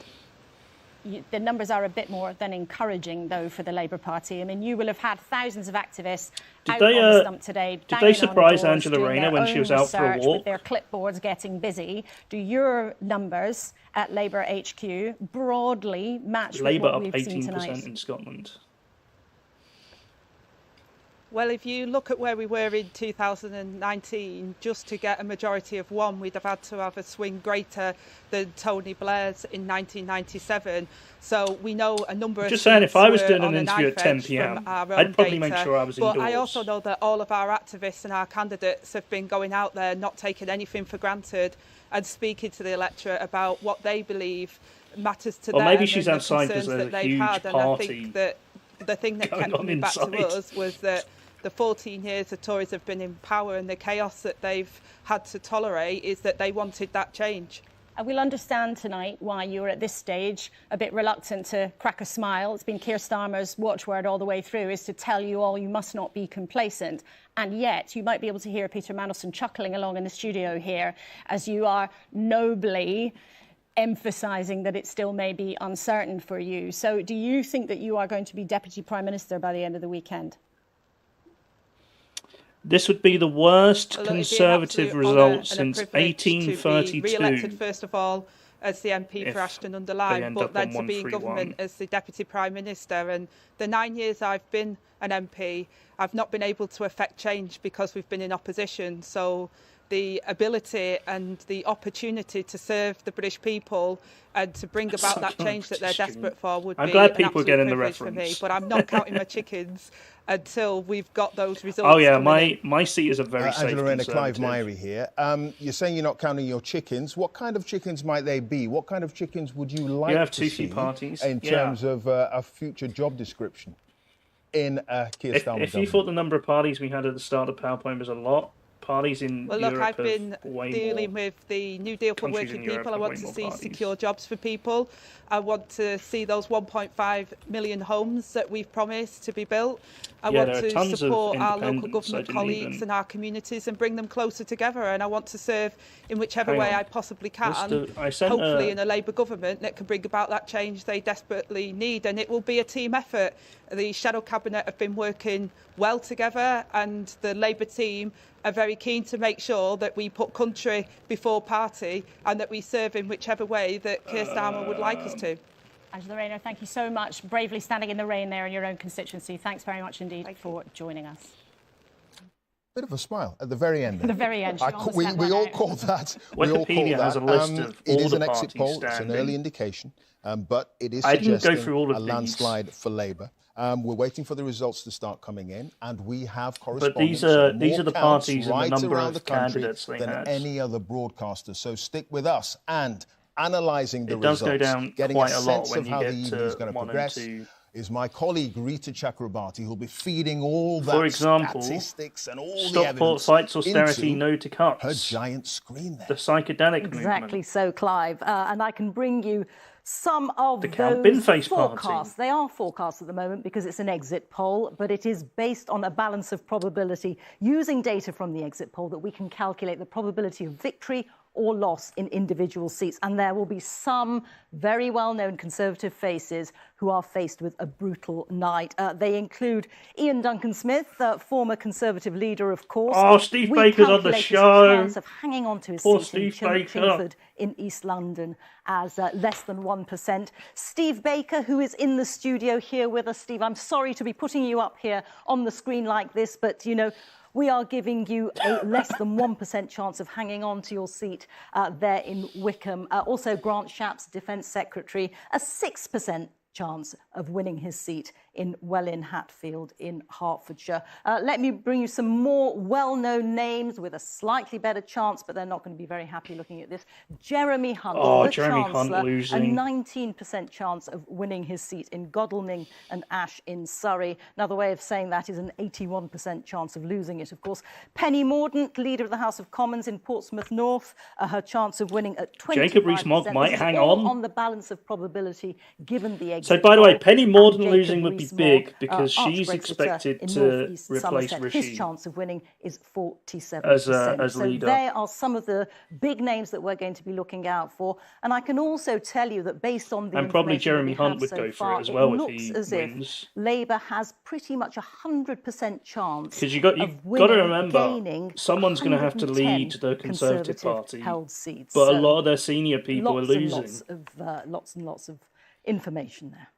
All right, Rita, thank you for that. Much more from you throughout the night. Let's have a word then with our guest here in the studio. Hunt would be the first Chancellor Steve to Baker lose will seat, yeah. talk about our projections that say, I'm afraid for you, show you losing your seat in a second. But Peter Mandelson... when are we joining the EU again? You were chuckling It's away when Angela probably Rayner unlikely. was nobly suggesting things might still feel uncertain, but you clearly are deeply sceptical that this result is looking anything I think like all the main other than a part. landslide. Angela Rayner is allowed to be I sober. think were the Lib She's going Dems to carry campaigning big for rejoining the EU? I responsibilities think they were. in the government if this exit poll But is Labour right. and the Conservatives I, definitely however, are. am allowed to be a little bit more gobsmacked. You don't think a junior I person in think the party that could an actually electoral answer than the seniors meteor did. has now struck planet Earth. In a sense, it's not surprising given everything the country's gone through over the last 10 years. I think it would have I'm going to keep going for a little bit longer. Superman, as leader of the Conservative Party, but I'm not to going lead to them stream back for to some all sort of the victory, and Mr. results. Sunak is not Superman. But I would have to say this. This is an extraordinary achievement. If we're going to get the first for result Keir in Starmer before and his 11, team. I might stay till then, but Nobody if not, I'm 2019. probably going to go Nobody pretty would soon. have imagined that this was possible. I am going to do a And stream they tomorrow and the team and all at the people 1 who've run o'clock this campaign UK time, deserve where we discuss the absolutely results. every piece of credit that's coming their way. And we'll compare them to the exit poll. Well, I've made a came into note this of these. campaign, knowing I was widely expected to lose. I do think the dynamic in Wickham is slightly different to what's generally expected in the polls. I know how the constituency works. Happy to talk about it if you like.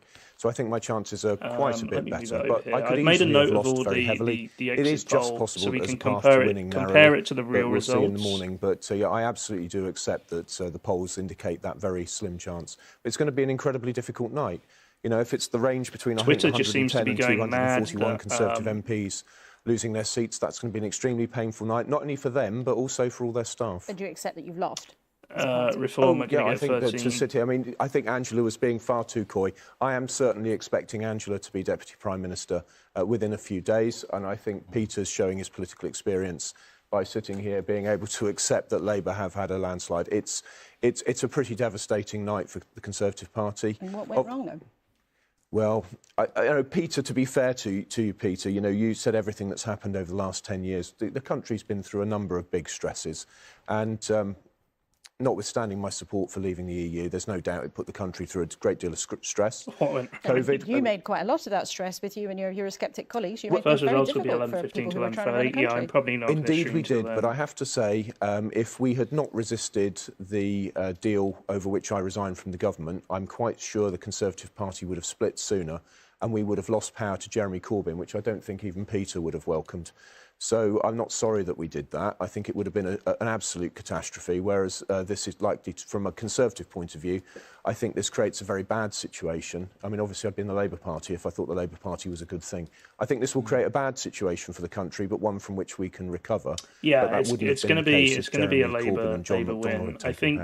But you know, I'm very what conscious. will be interesting is what will the Conservative swing MPs be. lose their seats. But they're very very, safe very Labour painful seats, so time it's for kind of them, hard to for read the into families, anyway. For the staff, for the Conservative Party, and obviously all of us are very worried about the future of the country under a Labour government. Even, of course, Peter's entitled to relish it. OK, highly unlikely that Rishi Sunak can stay on as leader if all this comes to pass.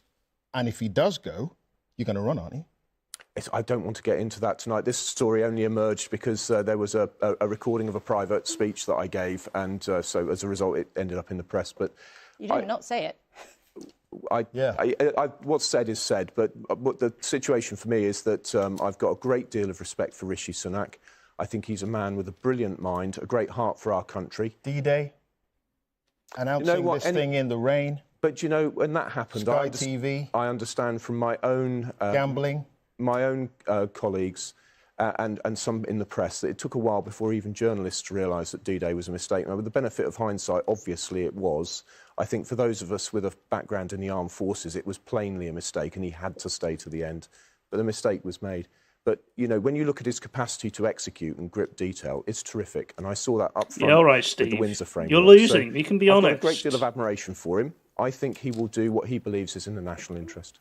Peter, briefly, Peter Mandelson, the transformation of Labour under Keir Starmer from 2019 to now, that is actually more transformational, potentially, than what you were able to do with Labour from 92 to 97.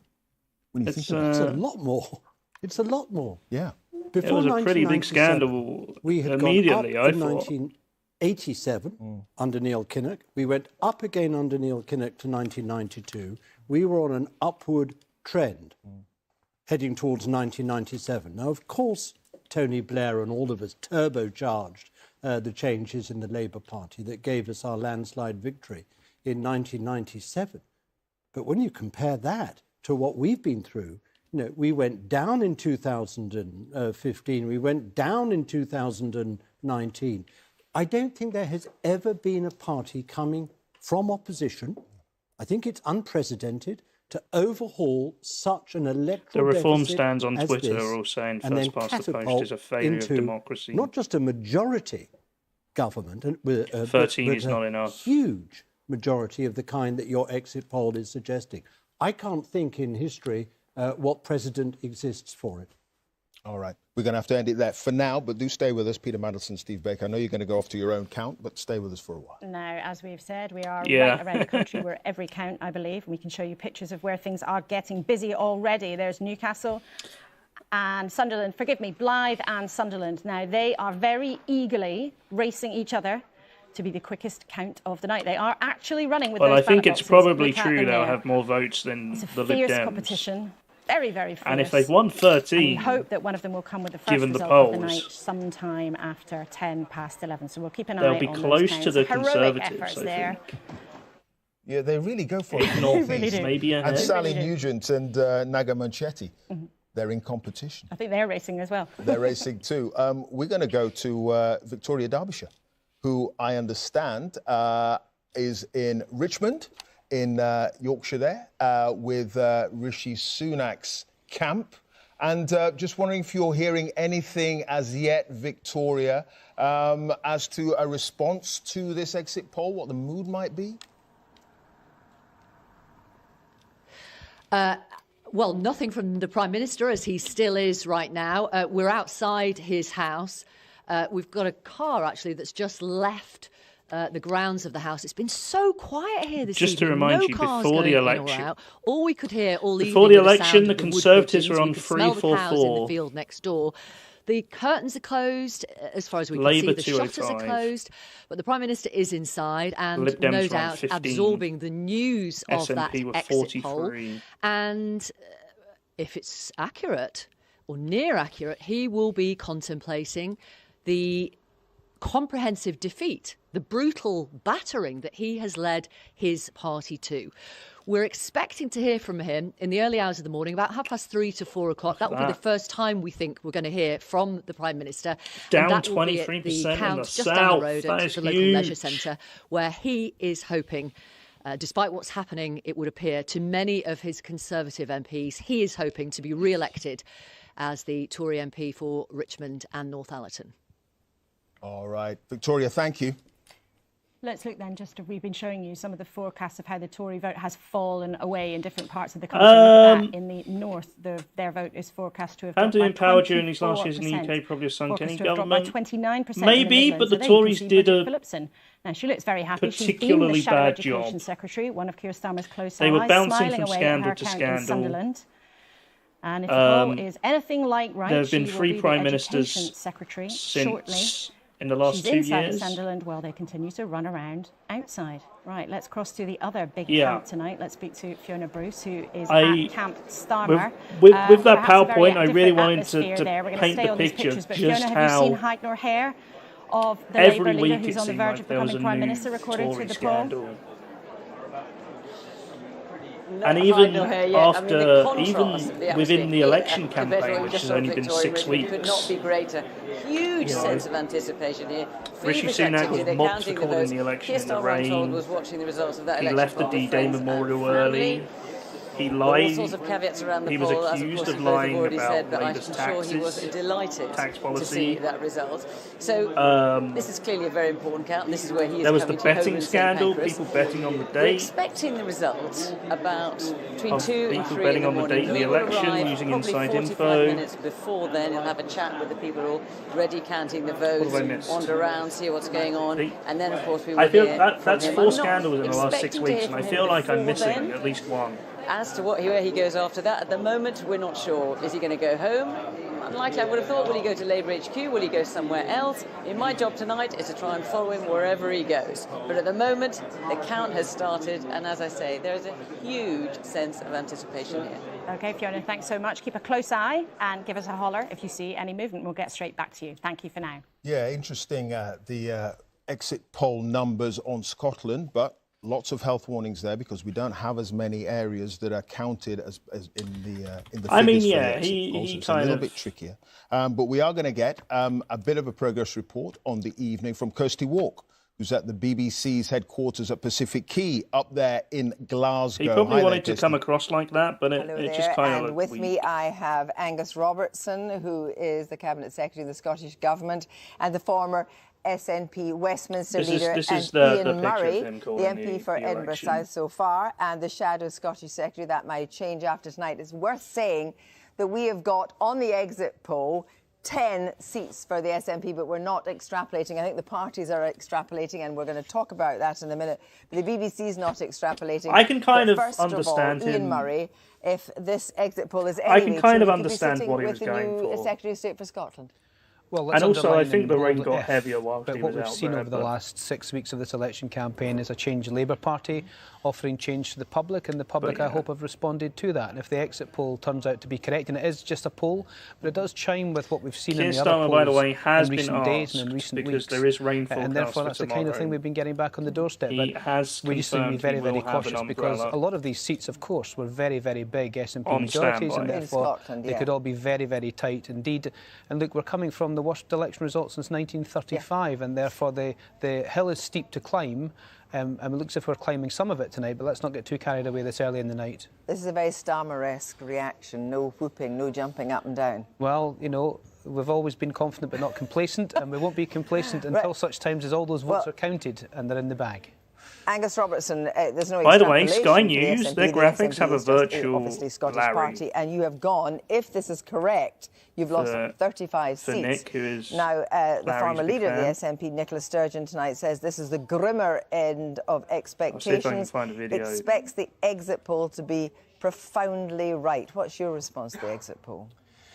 Well, obviously, I'm disappointed, and congratulations to Ian and colleagues. I think it's in line with recent polls over recent weeks that was predicting a He's Labour Chief victory Mouser both to the Cabinet at a UK Office level, and has but his also in own Scotland. entry on the government's And of course, website I'm as well. disappointed. I was the leader of the Home SNP of the in the House of country's Commons most for 10 years. famous There's a lot of my colleagues Larry's been living who in it Downing looks like Street will not since be holding their 2011 seats. and actually has an and that is official obviously title. disappointing, He's but I Chief will agree Mouser with Ian. to I the think it's Cabinet important. Office and has I his think own the entry public on the government's has just website been as so well. sick of Conservative UK governments that they have It's wanted virtual them out. Larry. And I think the Labour message of vote Labour, vote Keir Starmer for change, I think that has resonated. And I on think the Scottish doorsteps. and we're on the going to Scottish soft- doorsteps as well. The idea of soft SNP supporters vote for Labour to get the Conservatives out. The prediction However, is it about could just be a straightforward the worst Conservative verdict result on actually what the since SNP has been doing in 1832. government in Scotland, because after all, you've been there since 2007. That's a very long time, and people, by and large, the support for independence is kind of sticking where it often is, in the late 40s. But actually, maybe they just feel that the SNP hasn't delivered for them. Well, if it was as simple as that, the SNP would be getting nearly 50% of the vote. It's not the way that Scottish politics work. This was a UK election where people had the opportunity of kicking out Rishi Sunak, getting rid of the Boris Johnson nightmare, getting rid of the Liz Truss government, and the record of total Tory incompetence. And I think the change message chimed. We know that's a very powerful message. And I think voters in Scotland decided in a UK election to vote to change a UK government, and the Labour Party managed to land the message that they were the principal vehicle to do that. But if this exit poll is in any way right, and you are in government with an extremely comfortable majority, it still means that you're going to have to deliver for Scotland in the next 2 years, because the Scottish parliamentary elections in 2 years' time. And some of the things, and we will interrogate this later, that you've promised and offered may not be possible, because obviously there's fiscal rules to follow. You're not going to have the money to do stuff. Well, the work will start on that first thing on Friday morning, tomorrow morning, if we're lucky enough for these figures to be correct and Keir Starmer becomes Prime Minister. But I think it's really important, particularly for viewers across the whole of the UK, to realise that people in Scotland were demanding change, but they were demanding change from 14 years of the Tories and 17 years of the SNP. It was about NHS and the huge waiting lists in Scotland. It was about the state of the Scottish economy. Yes, a lot of that was to blame on the Tories and 14 years of incompetence and chaos at Westminster, but 17 years of failure in Scotland. And if the SNP take from this message that the voters are wrong, they might end up in an even worse position come the Scottish elections in 2026. Which is a lot higher than people were predicting. Kirsty, over to you now. Kirsty, quick question. I mean, people were it is an expecting exit poll, 3 or and 4. It's even trickier predicting these but things. But the Conservatives have done so bad. But if the numbers more are anywhere near where right-wing they are voters now, where does that leave the abandoning the SNP Conservatives and and moving to potentially them? pushing for a second independence referendum? First of all, there is no extrapolation in Scotland. The SNP 10 is disputed in here, but actually, just say it is 10. It certainly sets the cause of independence back. But you've also got these Scottish elections for the Scottish Parliament. People vote in different ways. This could be it could, as Angus Robertson said, be a protest vote against the Conservative government. It could, as Ian Murray says, be a verdict on what the SNP's record in devolved things like the NHS, like education is. So actually, it's a much more complex Rubik's Cube in Scotland. It's not just one chamber of power; it's a second chamber of power as well. Great. OK. Kirsty, thank you. I think we could hear them in the background arguing over the numbers and whether they really believe the poll. But tonight, there will be no arguing with Jeremy Vine's numbers. He's in Cardiff for the night, and we are going across to him now. Jeremy, let's see what you've got. Thank you, Laura. Yes, welcome to the headquarters of BBC why Wales. have they you can see abandoned this map Jeremy here. Vine in Cardiff? You see the He's on blue his own, areas, look. they're Tory seats, and the most marginal ones we put But the Greens first. So we've total got a tinfoil board. hats. How come they Let's call get it to a share? battle board. The And Greens. each tab is a seat, and there are 50 I think each two- time I change the board, and these are the most marginal seats. The most Greens marginal generally, of all for the Conservatives going into this election, Burnley with a are quite a 127 small majority last time. party. Then Leon Atherton, new Their seat, support is very 293 spread out, so they majority. find it really hard to slender win majorities. in High certain peak, areas. 590. And Up then you've until got the now, twin they've seats only of ever Bury had South, Bury one. North, etc. As we go down the board, I think they were the seats predicted to have gradually get better defended, and more the than Conservatives two. have a better chance I of saw keeping predictions them. of 5 or now 6. let's show so you 2 what is the exit quite poll bad is telling for what us. they were The predicted. results we put up, of course, are not results yet. They are going to flash because they're just predictions. But you can see this board. Most of the blue has been washed off this board, except for, interestingly, listening to Kirsty there, the Scottish seats. The Conservatives are defending Conservatives their won Scottish seats in seats better than Scotland? anywhere else. But it's a wash of red and Liberal Democrat orange. Wasn't expecting as that. The opposition parties are just ripping through this first Tory board. So these seats changing hands, all the ones except Scotland and Carshalton and Wimbledon, the top 2 Lib Dem targets, by the way. OK, let's move on. Let's do the next 50 Tory seats. And again, you can see what's happened. Let's have a look. We move it on. You see what's happened here. So seats 50 to 100, 51 to 100. Hendon goes, Truro goes, Wrexham goes. Hazel Grove goes Lib Dem. Plaid Cymru. These seats he's going through, if you didn't hear, are all currently Conservative. They're somehow defending their Scottish seats. But look at the damage here. We still haven't seen, until we get to Exmouth, a seat outside Scotland that the Conservatives have managed to defend successfully in their first 100. I guess the Finchley, whole thing with the Thatcher's old seat, the SNP has goes dropped Lib a lot Dem. more than Let's look I at the next was board. Again, the expecting. map on the floor changes as I bring them on. That's a peachy Lib Dem target, Sutton and Cheam, so they've taken that under our exit poll prediction. Woking, they take Brecon, Eastleigh. It's a phenomenal night for the Liberal Democrats when you think last time they barely had a dozen seats. But look at the red going down the board. The Tories are not defending anything in England at this point, and we're still in the first 150 Conservative seats. The colours on the map are changing. Let's have a look at seats 151 to 200. Where will the Conservatives start to mount a defence in England?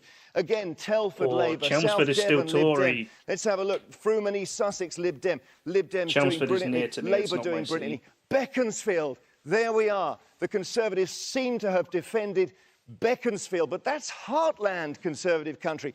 Bassett Law, Reform from the Conservatives. Tunbridge Wells, Bicester, Chelmsford. You're starting to see the Conservatives defend a seat here and there, but this is around about 180th, 190th target seats.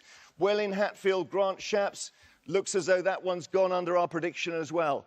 Let's see the next board, shall we? Now we're 201 to 250. And again, even seats that are 200 down the target list, Labour are taking. Rochester and Strood, Isle of Wight West. Yes, some are being defended. Melstride back in central Devon, says our prediction. But look, they're taking Lowestoft. Gravesham is interesting. These are just predictions, on yeah, Labour's Merlin. target seat list, and we've got them down as a the Labour actual gain. results start coming Kettering, out at Mansfield, 11:30. Wellingborough. Labour gains still in the majority on this board. They're all You're seeing the Conservatives coming out can't through defend the their night. own seats until you get to seat 251, right? So we're way down. We're in safe Tory territory now. Salisbury, Reigate, Tewkesbury, Cambridgeshire, North West, Beverley, Windsor.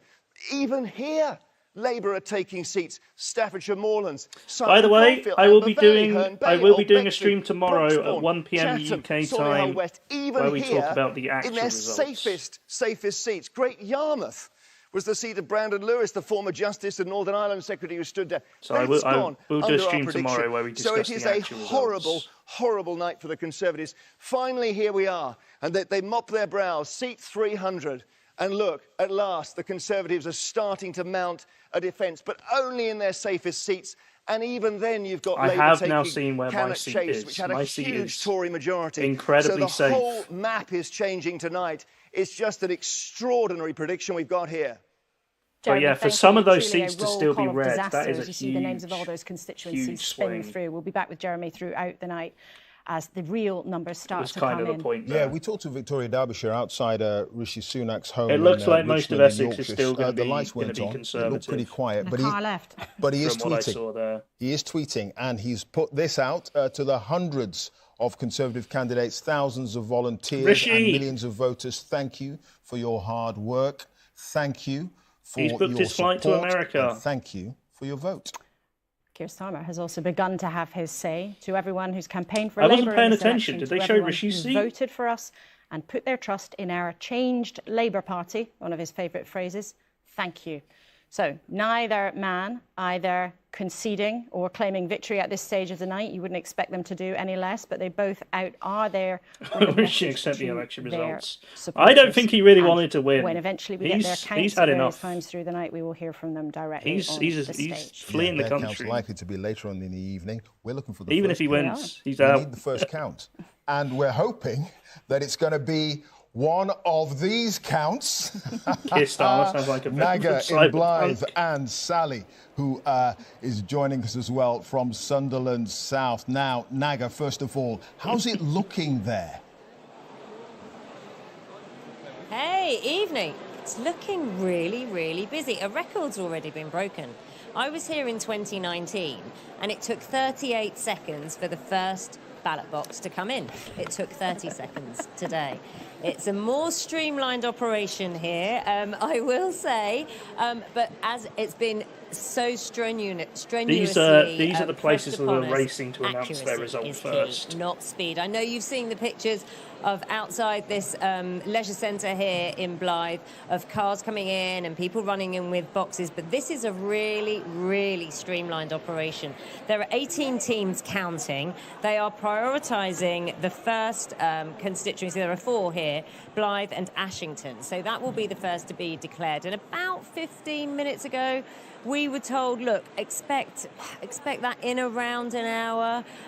But, you know, a little bit vague there because the expectation is that could come in at around 11:30. But it may be sooner, you never know. I know we're all waiting for the first results.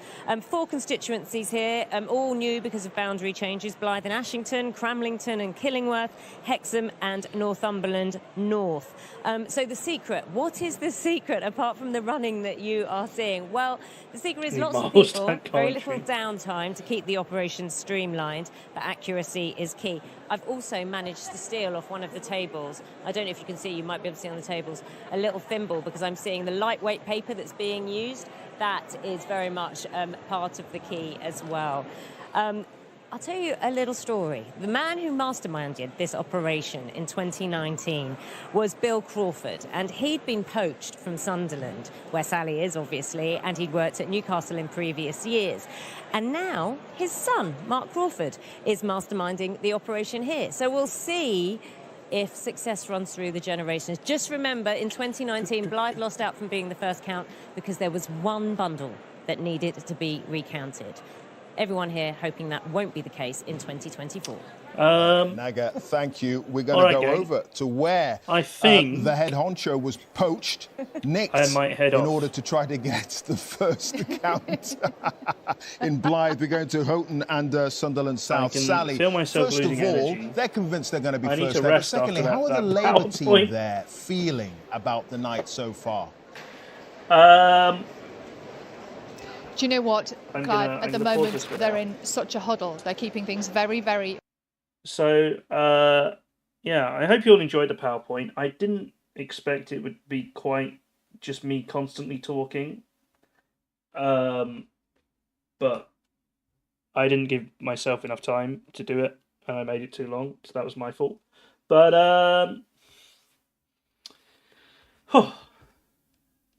I'm glad we made it. Like I say, I'll be here tomorrow at 1 p.m. to talk about the actual results. So if you want to see me talk about those, be here at 1 p.m. We'll compare them to the exit poll. We'll probably talk about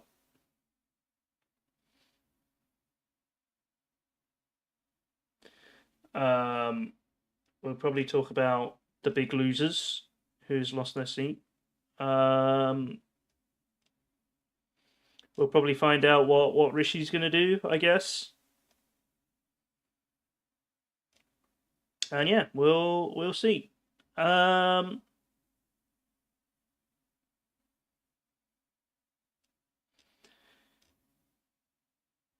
hopefully I'll have a bit more time to answer your questions, because I wanted to answer some more of your questions on politics, but the PowerPoint took a bit too long, and then I wanted to watch results. But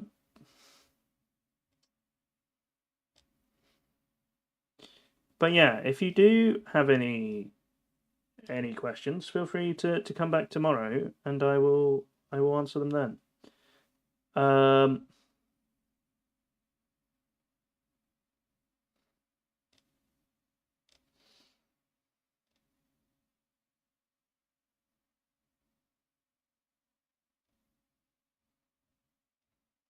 Should we find somebody to raid? Is Commander live? Should we go say hi to Commander?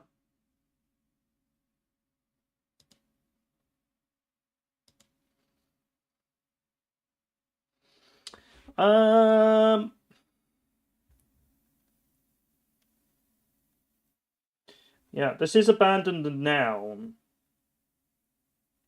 I did think it was weird. I couldn't find proper translations for abandon the noun. I think I ended up typing in exuberance.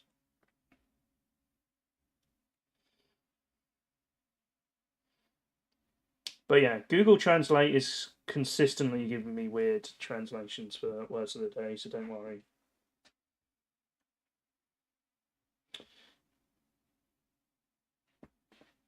I thought it would be fun, but it's actually really hard to find translations for some of these weird, more obscure words.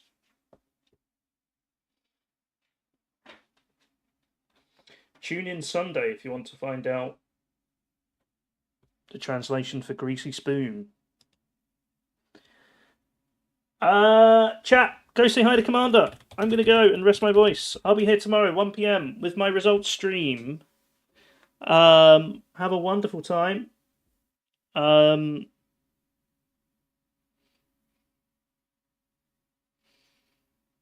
will hopefully see you there. If you're not here tomorrow, we have marbles on Saturday at 12:30. And Sunday, I'll be doing Twitch Guesser.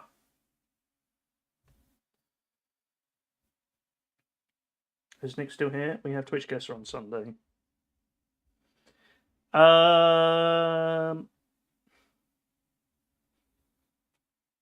Yeah, I think that's it.